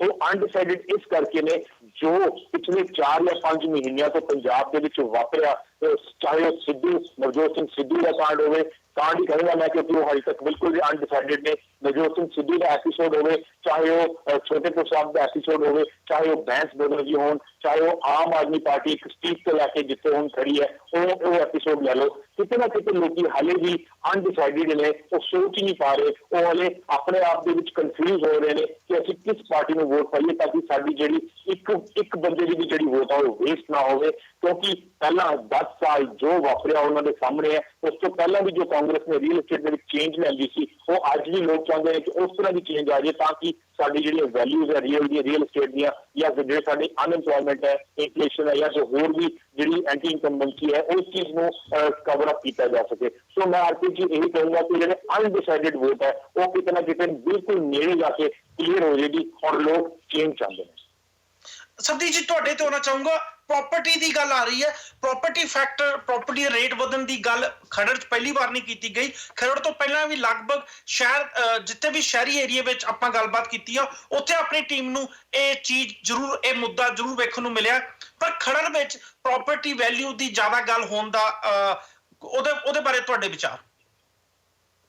ਹਰਪ੍ਰੀਤ ਜੀ, ਇਹ ਸਿਰਫ ਖਰੜ ਸੀਟ ਤੇ ਨਾ ਸੀ ਕਹੀਏ, ਇਹ ਮੋਹਾਲੀ ਸੀਟ ਨੂੰ ਵੀ ਪ੍ਰਭਾਵਿਤ ਕਰਦੀ ਹੈ। ਡੇਰਾ ਬਸੀ ਸੀਟ ਜਿਹੜੀ ਨੇੜੇ ਜਾ ਕੇ ਪੈ ਜਾਂਦੀ, ਉਹਨਾਂ ਸੀਟਾਂ ਨੂੰ ਵੀ ਪ੍ਰਭਾਵਿਤ ਕਰਦੀ ਆ। ਇਹਨਾਂ ਸੀਟਾਂ ਦੇ ਉੱਤੇ ਕਾਂਗਰਸ ਨੂੰ ਜੇ ਸਪੋਰਟ ਮਿਲਦੀ ਆ ਤਾਂ ਉਹਦੀ ਵਜ੍ਹਾ ਉਹ ਪੁਰਾਣਾ ਦੌਰ ਹੈ ਜਦੋਂ ਪ੍ਰਾਪਰਟੀ ਦਾ ਬੂਮ ਆਇਆ ਸੀ। ਹਾਲਾਂਕਿ ਜਦੋਂ ਵੀ ਕਦੇ ਸਮਾਜ ਦੇ ਵਿੱਚ ਨਵਾਂ ਵਰਤਾਰਾ ਵਾਪਰਦਾ, ਨਵੀਂ ਕਿਸਮ ਦੀ ਇਕੋਨਮੀ ਆਉਂਦੀ, ਇੱਕ ਵਾਰ ਜਿਹੜਾ ਬੂਮ ਆਉਂਦਾ ਉਹ ਆਮ ਤੌਰ ਦੇ ਉੱਤੇ ਉਸ ਪਾਰਟੀ ਦੇ ਪੱਖ ਦੇ ਭੁਗਤ ਜਾਂਦਾ ਜਿਹੜੀ ਪਾਰਟੀ ਉਦੋਂ ਸੱਤਾ ਦੇ ਵਿੱਚ ਹੁੰਦੀ ਹੈ। ਹਾਲਾਂਕਿ ਸਚਾਈ ਅਸਲ ਦੇ ਵਿੱਚ ਇੰਨੀ ਸੀਮਤ ਨਹੀਂ ਹੁੰਦੀ ਕਿ ਕਿਸੇ ਕੈਪਟਨ ਅਮਰਿੰਦਰ ਸਿੰਘ ਦੇ ਮੁੱਖ ਮੰਤਰੀ ਹੋਣ ਕਰਕੇ ਬੂਮ ਆ ਗਿਆ ਸੀ ਤੇ ਕਿਸੇ ਬਾਦਲ ਦੇ ਆਉਣ ਕਰਕੇ ਉਹ ਬੂਮ ਜਿਹੜਾ ਉਹ ਦੁਬਾਰਾ ਗਿਰ ਗਿਆ ਸੀ। ਏਦਾਂ ਹੁੰਦਾ ਨਹੀਂ ਆ, ਪਰ ਮਾਨਸਿਕ ਤੌਰ ਦੇ ਉੱਤੇ ਲੋਕੀ ਇਸ ਗੱਲ ਤੋਂ ਪ੍ਰਭਾਵਿਤ ਜ਼ਰੂਰ ਹੋਏ ਰਹਿੰਦੇ ਨੇ। ਜਿਹੜੇ ਤੁਸੀਂ ਖਰੜ ਦੇ ਅੰਕੜੇ ਦੱਸੇ ਨੇ ਉਹ ਆਪਣੇ ਆਪ ਦੇ ਵਿੱਚ ਬਹੁਤ ਇੰਟਰਸਟਿੰਗ ਨੇ, ਔਰ ਉਹਨਾਂ ਅੰਕੜਿਆਂ ਦੇ ਆਧਾਰ ਦੇ ਉੱਤੇ ਜੇ ਅਸੀਂ ਗੱਲ ਕਰੀਏ ਤੇ ਕਈ ਕਿਸਮ ਦੀਆਂ ਸ਼ੰਕੇ, ਕਈ ਕਿਸਮ ਦੀਆਂ ਸੰਭਾਵਨਾਵਾਂ ਤੁਹਾਡੇ ਸਾਹਮਣੇ ਪੈਦਾ ਹੁੰਦੀਆਂ ਨੇ। ਜੇ 28+6+9 ਅਸੀਂ ਕਰ ਲਈਏ ਤਾਂ ਇਹ 40% ਤੋਂ ਵੱਧ ਵੋਟਰ ਹਲਕੇ ਦੇ ਵਿੱਚ ਉਹ ਬਣ ਜਾਂਦੇ ਨੇ ਜਿਨ੍ਹਾਂ ਵੋਟਰ ਦਾ ਕੋਈ ਪਤਾ ਨਹੀਂ ਆ ਕਿ ਉਹਨਾਂ ਨੇ ਆਉਣ ਵਾਲੇ ਦਿਨਾਂ ਦੇ ਵਿੱਚ ਕੀ ਕਰਨਾ ਤੇ ਵੋਟਾਂ ਵਾਲੇ ਦਿਨ ਉਹ ਕਿੱਥੇ ਨਜ਼ਰ ਆਉਣਗੇ। ਇਹਦੇ ਚੋਂ ਸਿੱਟਾ ਇਹੀ ਨਿਕਲਦਾ ਕਿ ਜਿਹੜੀਆਂ ਪਾਰਟੀਆਂ ਮੁਕਾਬਲੇ ਦੇ ਵਿੱਚ ਨੇ ਉਹਨਾਂ ਦੇ ਵਿੱਚੋਂ ਜਿੱਤ ਉਸ ਪਾਰਟੀ ਨੇ ਹਾਸਲ ਕਰਨੀ ਹੈ ਜਿਹੜੀ ਪਾਰਟੀ ਆਪਣੀ ਇੱਕ ਵੀ ਵੋਟਰ ਨੂੰ ਬੂਥ ਤੱਕ ਲਿਜਾਣ ਦੇ ਵਿੱਚ ਸਫਲ ਹੋ ਜਾਂਦੀ ਹੈ, ਉਹਨਾਂ ਦਾ ਆਖਰੀ ਵੋਟਰ ਵੀ ਬੂਥ ਤੱਕ ਪਹੁੰਚ ਜਾਂਦਾ। ਜਿਹੜੀ ਪਾਰਟੀ ਕੋਲੇ ਇਹ ਪ੍ਰਬੰਧ ਨਾ ਹੋਏ ਕਿ ਉਹ ਆਪਣੇ ਇੱਕ ਇੱਕ ਵੋਟਰ ਨੂੰ ਬੂਥ ਤੱਕ ਲੈ ਕੇ ਜਾਏ, ਮੇਰਾ ਖਿਆਲ ਹੈ ਕਿ ਉਹ ਖਰੜ ਦੇ ਵਿੱਚ ਇਸ ਕਰਕੇ ਵੀ ਮਾਰ ਖਾਏਗੀ ਕਿ ਉਹਦੇ ਕੋਲੇ ਉਹ ਬਦਲਵੇਂ ਪ੍ਰਬੰਧ ਨਹੀਂ ਸੀ ਜਿਨ੍ਹਾਂ ਕਰਕੇ ਇੱਕ ਇੱਕ ਵੋਟਰ ਉਹਦੇ ਹੱਕ ਦੇ ਵਿੱਚ ਬੂਥ ਤੱਕ ਜਾ ਸਕੇ। ਹੁਣ ਇਹ ਜਿਹੜਾ ਇੱਕ ਇੱਕ ਵੋਟਰ ਬੂਥ ਤੱਕ ਪਹੁੰਚਣਾ ਉਹ ਕਿਵੇਂ ਪਹੁੰਚੇਗਾ? ਕਿ ਉਹ ਖਰੀਦੋ ਫਰੋਖਤ ਦੇ ਆਧਾਰ ਤੇ ਪਹੁੰਚੇਗਾ, ਉਹ ਆਈਡੀਓਲੋਜੀ ਦੇ ਆਧਾਰ ਤੇ ਪਹੁੰਚੇਗਾ, ਉਹ ਕੈਂਡੀਡੇਟ ਦੀ ਜਿਹੜੀ ਹੁਣ ਤੱਕ ਦੀ ਉਹਨਾਂ ਦੇ ਮਨ ਦੇ ਵਿੱਚ ਵਕਾਰ ਬਣਿਆ ਹੋਇਆ ਉਹਦੇ ਆਧਾਰ ਤੇ ਪਹੁੰਚੇਗਾ? ਇਹਨਾਂ ਚੋਂ ਕਿਹੜੀ ਚੀਜ਼ ਕਦੋਂ ਆਪਣਾ ਬੇਸਿਕ ਰੋਲ ਪਲੇ ਕਰੇਗੀ? ਇਹ ਗੱਲ ਨਿਸ਼ਚੈ ਹੀ ਖਰੜ ਦੀ ਸੀਟ ਦੇ ਉੱਤੇ ਆਪਣਾ ਮਹੱਤਵਪੂਰਨ ਯੋਗਦਾਨ ਦੇਵੇਗੀ। ਔਰ ਸ਼ਾਇਦ ਇਹ ਗੱਲ ਪੰਜਾਬ ਦੇ ਵਿੱਚ ਇਸ ਵਾਰ ਸਾਰੇ ਪੰਜਾਬ ਦੇ ਵਿੱਚ ਵੀ ਇਹ ਚੀਜ਼ ਇੱਕ ਤਰ੍ਹਾਂ ਦੇ ਨਾਲ ਲੋਕਾਂ ਨੂੰ ਪ੍ਰਭਾਵਿਤ ਕਰੇਗੀ ਔਰ ਪਾਰਟੀਆਂ ਸ਼ਾਇਦ ਇਸ ਗੱਲ ਬਾਰੇ ਹੀ ਆਪਣੇ ਆਪ ਨੂੰ ਚੌਕਸ ਕਰਨਗੀਆਂ ਜਦੋਂ ਉਹ ਚੋਣ ਮੈਨੇਜਮੈਂਟ ਕਰਨਗੀਆਂ, ਕਿਉਂਕਿ ਅੱਜ ਦੀ ਤਰੀਕ ਦੇ ਵਿੱਚ ਆਈਡੀਓਲੋਜੀ ਬਹੁਤ ਸੈਕੰਡਰੀ ਹੋ ਚੁੱਕੀ ਹੈ। ਚੋਣ ਇੱਕ ਮੈਨੇਜਮੈਂਟ ਹੈ, ਜਿਹੜਾ ਵਧੀਆ ਮੈਨੇਜਮੈਂਟ ਕਰੇਗਾ ਫਸਵੀਂ ਟੱਕਰ ਦੇ ਵਿੱਚ ਉਹ ਦੂਸਰੇ ਨੂੰ ਲੀਡ ਦੇ ਕੇ ਆਪਣੇ ਆਪ ਨੂੰ ਜਿੱਤ ਦੀ ਪੋਜੀਸ਼ਨ ਤੱਕ ਲੈ ਜਾਏਗਾ, ਜੋ ਨਜ਼ਰ ਆ ਰਿਹਾ ਮੇਰੇ ਹਿਸਾਬ ਨਾਲ। कुछ और मुद्दे ने वो भी डिस्कस करेंगे। कॉलर साडे नाल जुड़ चुके हैं, लास्ट 4 नंबर ने जी 6855। सत श्री अकाल जी। हाँ जी, हरप्रीत सत श्री अकाल जी। सत श्री अकाल सर। खरड़ इलाके की गल है ना भाजी, खरड़ इलाके ਦੇ ਵਿੱਚ ਸਾਡੇ ਜਿਹੜਾ ਕਾਂਗਰਸ ਦਾ ਲੀਡਰ ਜਗਮੋਹਨ ਸਿੰਘ ਕਾਂਗਰ, ਉਹ ਭਾਜੀ ਹਰ ਇੱਕ ਬੰਦੇ ਨਾਲ ਜੁੜਿਆ ਹੋਇਆ। ਉਸ ਬੰਦੇ ਨੇ ਸਾਨੂੰ, ਤੁਸੀਂ ਉਸ ਬੰਦੇ ਤੋਂ ਚਲੇ ਗਏ, ਉਹਨੇ ਸਾਨੂੰ ਲਾਰਾ ਨਹੀਂ ਲਾਉਣਾ। ਜੇ ਉਹ ਕੰਮ ਕਰ ਸਕਦਾ ਹੋਇਆ ਉਹਨੇ ਸਾਨੂੰ ਕਹਿਣਾ ਵੀ ਮੈਂ ਕਰ ਦੂੰਗਾ, ਥੋੜੀ ਹੈਲਪ ਕਰੂੰਗਾ, ਨਹੀਂ ਕਰੂੰਗਾ। ਦੂਜੇ ਪਾਸੇ ਸਾਡੇ ਬਦਾਲੀ ਹੈ, ਉਹਦੇ ਤੋਂ ਤੁਸੀਂ ਚਲੇ ਗਏ, ਉਹ ਲਾਰੇ ਲਾਉਣੇ ਵਾਲਾ ਬੰਦਾ ਹੈਗਾ। ਹੁਣ ਇੱਥੇ ਅਕਾਲੀ ਤਾਂ ਕਿਹਾ ਨਹੀਂ ਸਕਦੇ ਜੋਰ ਲਾ ਲੈਣ, ਕਿਉਂਕਿ ਕੰਗ ਜੁੜਿਆ ਹੈ ਹਰ ਇੱਕ ਬੰਦੇ ਨਾਲ ਹੈ। ਸਾਡਾ ਰਿਸ਼ਤੇਦਾਰ ਵੀ ਹੈਗਾ ਪਰ ਉਹ ਜੁੜਿਆ ਵਾ ਹੈਗਾ। ਜਦੋਂ ਕੈਪਟਨ ਸਾਡੇ ਕੋਲ ਆਇਆ, ਚਲੋ ਸਾਡੇ ਕੋਲ ਇੱਥੇ ਰਹਿ ਕੇ ਗਿਆ, ਉਹ ਬੰਦੇ ਨੂੰ ਕੋਈ ਵੀ ਬੰਦਾ ਗਰੀਬ ਵੀ ਜਾ ਕੇ ਕਹਿ ਰਹੇ ਮੈਨੂੰ ਆਹ ਲੋੜ ਹੈਗੀ ਹੈ, ਉਹ ਕਰਨ ਜੋਗਾ ਹੋਇਆ ਕਹੂਗਾ, ਨਹੀਂ ਉਹ ਜਵਾਬ ਨਹੀਂ ਦਿੰਦਾ। ਹਾਂ ਜੀ, ਆਮ ਆਦਮੀ ਪਾਰਟੀ ਦਾ ਕੋਈ ਝੁਕਾਅ ਹੋ ਗਿਆ ਲੋਕਾਂ ਦਾ, ਉਹ ਦੂਜੀ ਗੱਲ ਹੈਗੀ ਹੈ। ਪਰ ਇੱਥੇ ਕੰਗ ਦੇ ਜਿਨ੍ਹਾਂ ਦੇ ਚਾਂਸ ਕੜਤ ਪੂਰੇ ਹੈ। Okay, thank you sir, thank you sir. जो सब्दीश जी ने गल आखी मैं रिपीट करनी चाहूंगा, लगभग 40% वोटर ने जे सारे मिला दिए, 28% ते 6% ते 9%, 40% तो ज्यादा अजे भी वो वोटर्स ने माइंड नहीं बनाया। ते जे कोई भी पॉलिटिकल पार्टी वधिया कैंडीडेट वधिया पॉलिसी लियावे ते शायद वो वोटर्स ਨੂੰ ਜੇ ਕੋਈ ਵੀ ਪੋਲੀਟੀਕਲ ਪਾਰਟੀ 50% ਵੋਟਰ ਨੂੰ ਵੀ ਆਪਣੇ ਵੱਲ ਕਰ ਗਈ ਤਾਂ ਸੀਟ ਪੱਕੀ ਕਰ ਜੂਗੀ। ਅਗਲਾ ਜਿਹੜਾ ਮੁੱਦਾ ਮੈਂ ਡਿਸਕਸ ਕਰਨਾ ਚਾਹੁੰਦਾ ਵਾਂ, ਉਹ ਸਾਰੇ ਓਪੀਨੀਅਨ ਪੋਲ ਚ ਸਾਨੂੰ ਜੋ ਖਾਸ ਕਰਕੇ ਵੇਖਣ ਨੂੰ ਚੀਜ਼ ਮਿਲੀ ਕਿ ਜਿਹੜੀ ਪੱਕੀ ਵੋਟ ਕਹਿ ਦਿੰਦੇ ਆ ਅਸੀਂ, ਆਮ ਤੌਰ ਤੇ ਕਿਹਾ ਜਾਂਦਾ ਕਿ ਅਕਾਲੀ ਵੋਟ ਆ, ਕਾਂਗਰਸ ਵੋਟ ਆ, ਆਮ ਆਦਮੀ ਪਾਰਟੀ ਵੋਟ ਆ, ਕਾਫੀ ਜ਼ਿਆਦਾ ਵੇਖਣ ਨੂੰ ਮਿਲੀ। ਕਈ ਲੋਕਾਂ ਨੂੰ ਜਦੋਂ ਸਵਾਲ ਪੁੱਛੇ ਜਾਂਦੇ ਸੀ ਕਿਹੜੀ ਪਾਰਟੀ ਨੂੰ ਵੋਟ ਪਾਓਗੇ, ਉਹਨਾਂ ਦਾ ਇੱਕੋ ਜਵਾਬ ਹੁੰਦਾ ਸੀ ਕਿ ਅਸੀਂ ਹਮੇਸ਼ਾ ਅਕਾਲੀਆਂ ਨੂੰ ਪਾਉਂਦੇ ਆ, ਅਸੀਂ ਅਕਾਲੀਆਂ ਨੂੰ ਹੀ ਪਾਵਾਂਗੇ। ਕਈਆਂ ਕੋ ਪੁੱਛਣਾ ਕਿ ਤੁਸੀਂ ਕਿਹਨੂੰ ਵੋਟ ਪਾਓਗੇ, ਉਹਨਾਂ ਦਾ ਇੱਕੋ ਹੀ ਜਵਾਬ ਹੁੰਦਾ ਸੀ ਕਿ ਅਸੀਂ ਕਾਂਗਰਸੀ ਹਾਂ, ਅਸੀਂ ਕਾਂਗਰਸ ਨੂੰ ਵੋਟ ਪਾਵਾਂਗੇ। ਨਾ ਹੀ ਉਹਨਾਂ ਨੂੰ ਕੋਈ ਮੁੱਦੇ ਮਾਇਨੇ ਕਰਦੇ ਸੀ, ਨਾ ਹੀ ਉਹਨਾਂ ਨੂੰ ਕੋਈ ਸੀਐਮ ਦਾ ਫੇਸ ਮਾਇਨੇ ਕਰਦਾ ਸੀ। ਉਹਨਾਂ ਨੂੰ ਸਿਰਫ ਇੱਕ ਚੀਜ਼ ਮਾਇਨੇ ਕਰਦੀ ਸੀ, ਅਸੀਂ ਅਕਾਲੀ ਹਾਂ, ਅਸੀਂ ਕਾਂਗਰਸ ਹਾਂ। ਅਕਾਲੀ ਅਤੇ ਕਾਂਗਰਸ ਦੋਵਾਂ ਨੂੰ ਜੋ ਇਹਨਾਂ ਦੀ ਪੱਕੀ ਵੋਟ ਹੈ ਉਹਦਾ ਜ਼ਿਆਦਾ ਫਾਇਦਾ ਹੋਊਗਾ। ਕੁਝ ਇਦਾਂ ਦੇ ਵੋਟ ਬੈਂਕ ਸਾਨੂੰ ਆਮ ਆਦਮੀ ਪਾਰਟੀ ਨਾਲ ਜੁੜਾ ਹੋਇਆ ਮਿਲਿਆ। ਕੁਝ ਲੋਕ ਜ਼ਰੂਰ ਮਿਲੇ ਜਿਨ੍ਹਾਂ ਨੇ ਆਖਿਆ ਕਿ ਅਸੀਂ ਆਮ ਆਦਮੀ ਪਾਰਟੀ ਨੂੰ ਵੋਟ ਪਾਉਣੀ ਹੈ, ਚਾਹੇ ਜਿਹੜਾ ਮਰਜ਼ੀ ਕੈਂਡੀਡੇਟ ਹੋਵੇ, ਅਸੀਂ ਅਰਵਿੰਦ ਕੇਜਰੀਵਾਲ ਨੂੰ ਵੋਟ ਪਾਉਣੀ ਹੈ। ਪਰ ਅਕਾਲੀ ਅਤੇ ਕਾਂਗਰਸ ਦੇ ਵੱਲ ਇਹ ਪੱਕੇ ਵੋਟ ਬੈਂਕ ਜਿਹਨੂੰ ਅਸੀਂ ਕਹਿੰਦੇ ਆ, ਇਹਨਾਂ ਦਾ ਝੁਕਾਓ ਕਾਫੀ ਵੱਡੀ ਮਾਤਰਾ ਵਿੱਚ ਵੇਖਣ ਨੂੰ ਮਿਲਿਆ। ਯੂਥ ਵੀ ਮਿਲਿਆ ਤੇ ਲੇਡੀਜ਼ ਵੀ ਮਿਲਿਆ ਤੇ ਬਜ਼ੁਰਗਾਂ 'ਚ ਵੀ ਮਿਲਿਆ ਤੇ ਬਾਕੀ ਬਿਜ਼ਨਸਮੈਨ ਤਕਵੇ ਤੱਕ ਸਾਨੂੰ ਇਹ ਵੇਖਣ ਨੂੰ ਮਿਲਿਆ।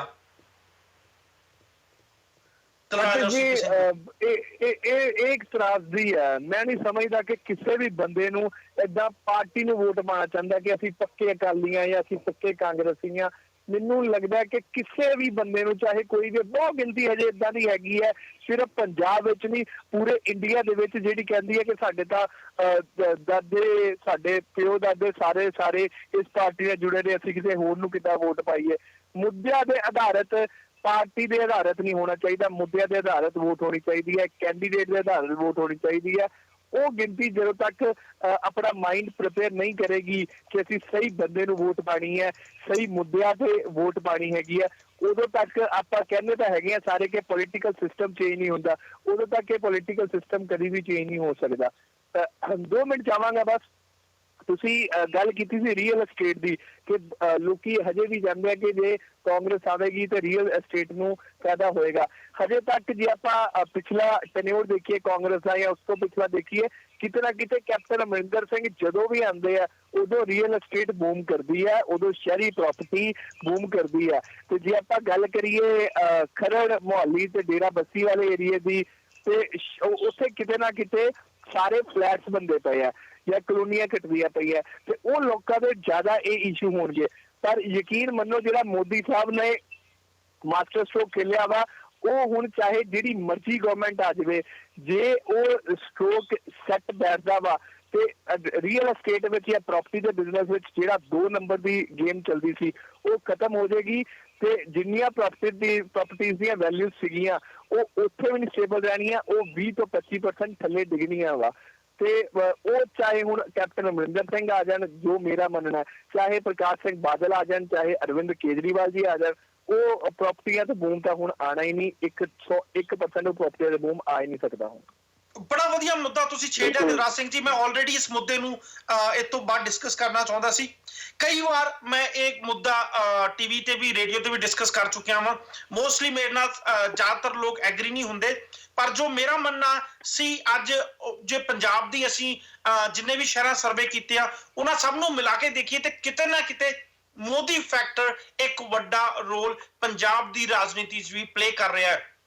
ਆਮ ਤੌਰ ਲੋਕ ਕਹਿ ਦਿੰਦੇ ਆ ਕਿ ਮੋਦੀ ਸਾਹਿਬ ਯੂਪੀ ਜਿੱਤਣਾ ਚਾਹੁੰਦੇ ਆ। ਜੇ ਬੀਜੇਪੀ ਦੀ ਕੋਈ ਸਟ੍ਰੈਟਜੀ ਹੋਵੇ, ਮੈਂ ਉੱਥੇ ਕਮੈਂਟ ਨਹੀਂ ਕਰਨਾ ਚਾਹੁੰਦਾ ਕਿ ਯੂਪੀ ਨੂੰ ਜ਼ਿਆਦਾ ਫੋਕਸ ਰੱਖਣਾ ਚਾਹੁੰਦੇ ਆ, ਪੰਜਾਬ ਤੇ ਜ਼ਿਆਦਾ ਫੋਕਸ ਨਹੀਂ ਪਾਉਣਾ ਚਾਹੁੰਦੇ।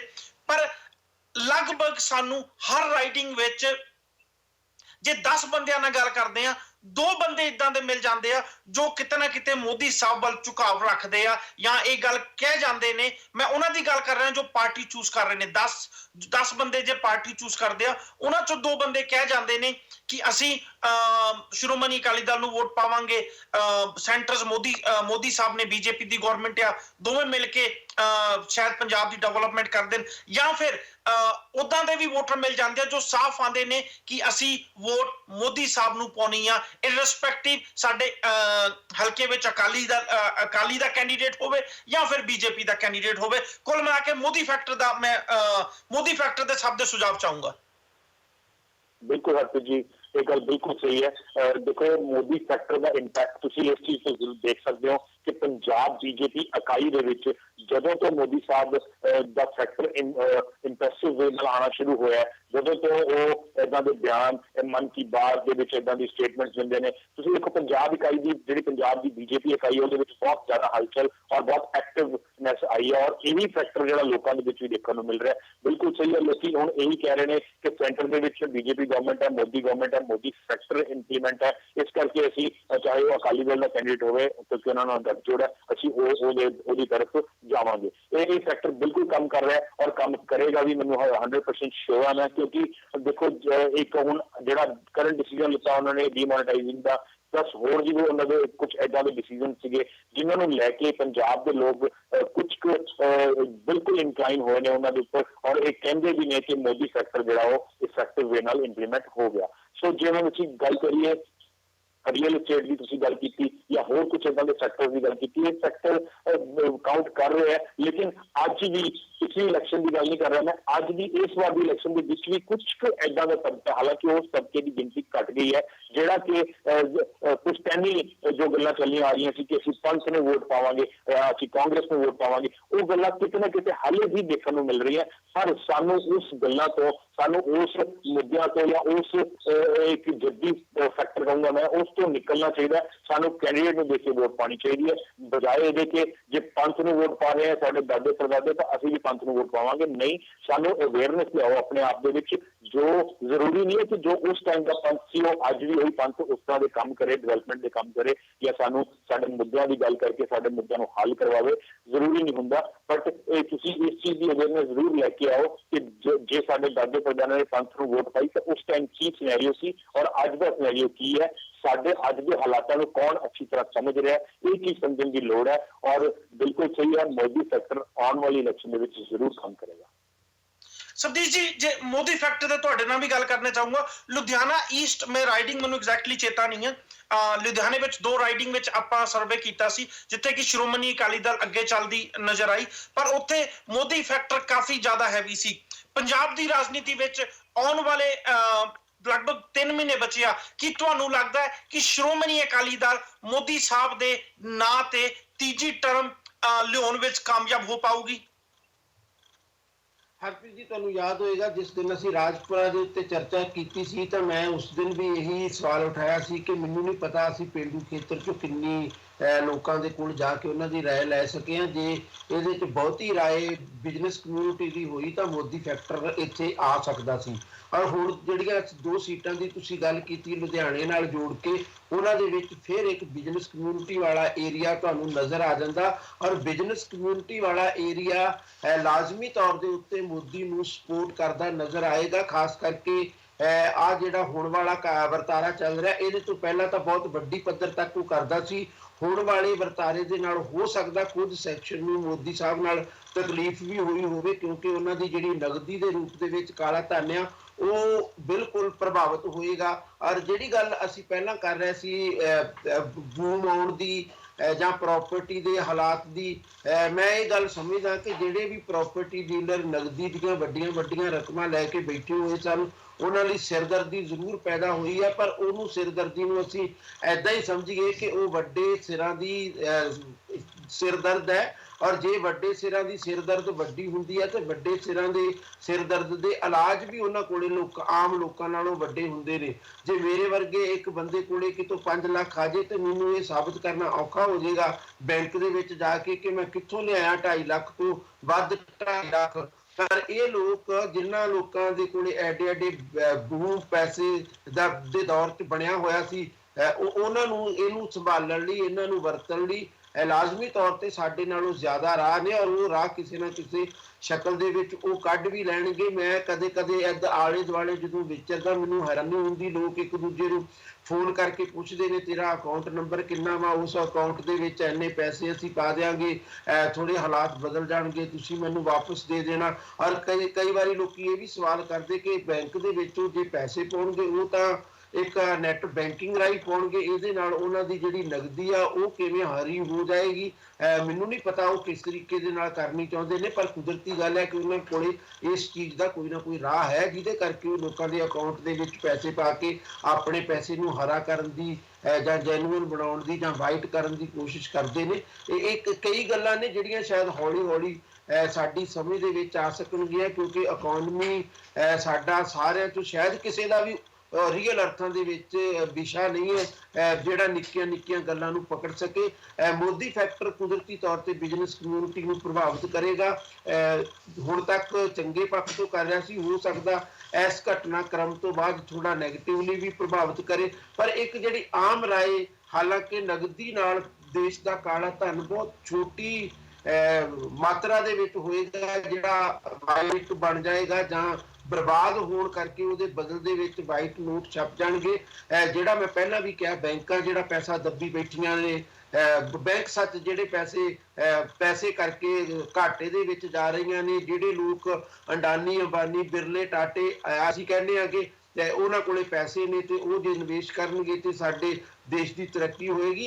ਇਸ ਸੱਚਾਈ ਨੂੰ ਵੀ ਅਸੀਂ ਜਾਣ ਲਈਏ ਕਿ ਉਹ ਆਮ ਤੌਰ ਤੇ ਆਪਣਾ ਨਿੱਜੀ ਪੈਸਾ ਵਰਤਣ ਦੀ ਬਜਾਏ ਆਪਣੇ ਹੁਣ ਤੱਕ ਦੇ ਰਿਕਾਰਡ ਦੇ ਆਧਾਰ ਦੇ ਉੱਤੇ ਬੈਂਕਾਂ ਕੋਲ ਵੀ ਵੱਡੀ ਰਕਮ ਲੈ ਕੇ ਉਸੇ ਨਾਲ ਹੀ ਬਿਜ਼ਨਸ ਚਲਾਉਂਦੇ ਨੇ। ਸਵਾਲ ਤਾਂ ਇਹ ਪੈਦਾ ਹੁੰਦਾ ਕਿ ਜੇ ਉਹਨਾਂ ਨੇ ਫਿਰ ਬੈਂਕਾਂ ਦਾ ਪੈਸਾ, ਸਰਕਾਰ ਦਾ ਪੈਸਾ ਲੈ ਕੇ ਹੀ ਬਿਜ਼ਨਸ ਚਲਾਉਣਾ ਤੇ ਉਹਨੂੰ ਮੁੜ ਕੇ ਘਾਟੇ ਦੇ ਵਿੱਚ ਦਿਖਾ ਕੇ ਆਪਣੇ ਆਪ ਨੂੰ ਬਚਾ ਲੈਣਾ ਜਾਂ ਬੈਂਕ ਦੇ ਖਾਤੇ ਦੇ ਉੱਤੇ ਕਾਂਟਾ ਮਰਵਾ ਲੈਣਾ, ਤਾਂ ਉਹਦੇ ਨਾਲ ਦੇਸ਼ ਕਿਵੇਂ ਬਚੇਗਾ? ਇਹਦੇ ਬਾਰੇ ਵੀ ਸਾਨੂੰ ਕੋਈ ਸਰਕਾਰ ਜੇ ਸੱਚਮੁੱਚ ਚਾਹੁੰਦੀ ਹੈ ਕਿ ਪਾਲਿਸੀ ਚੇਂਜ ਕਰਨੀ ਹੈ ਤਾਂ ਸਰਕਾਰ ਨੂੰ ਇਹਦਾ ਵੀ ਕੋਈ ਬਦਲ ਲੱਭਣਾ ਪਏਗਾ ਕਿ ਜਿਹੜਾ ਇਸ ਤਰੀਕੇ ਦੇ ਨਾਲ ਉਹ ਨਿਕਲ ਜਾਂਦੇ ਨੇ। ਮਾਲਿਆ, ਲਲਿਤ ਮੋਦੀ ਤਾਂ ਸਿੱਧੇ ਨਿਕਲ ਗਏ, ਹੋਰ ਵੀ ਪਤਾ ਨਹੀਂ ਕਿੰਨੇ ਹੋਣਗੇ ਜਿਹੜੇ ਏਦਾਂ ਸਿੱਧੇ ਨਿਕਲ ਜਾਂਦੇ ਨੇ।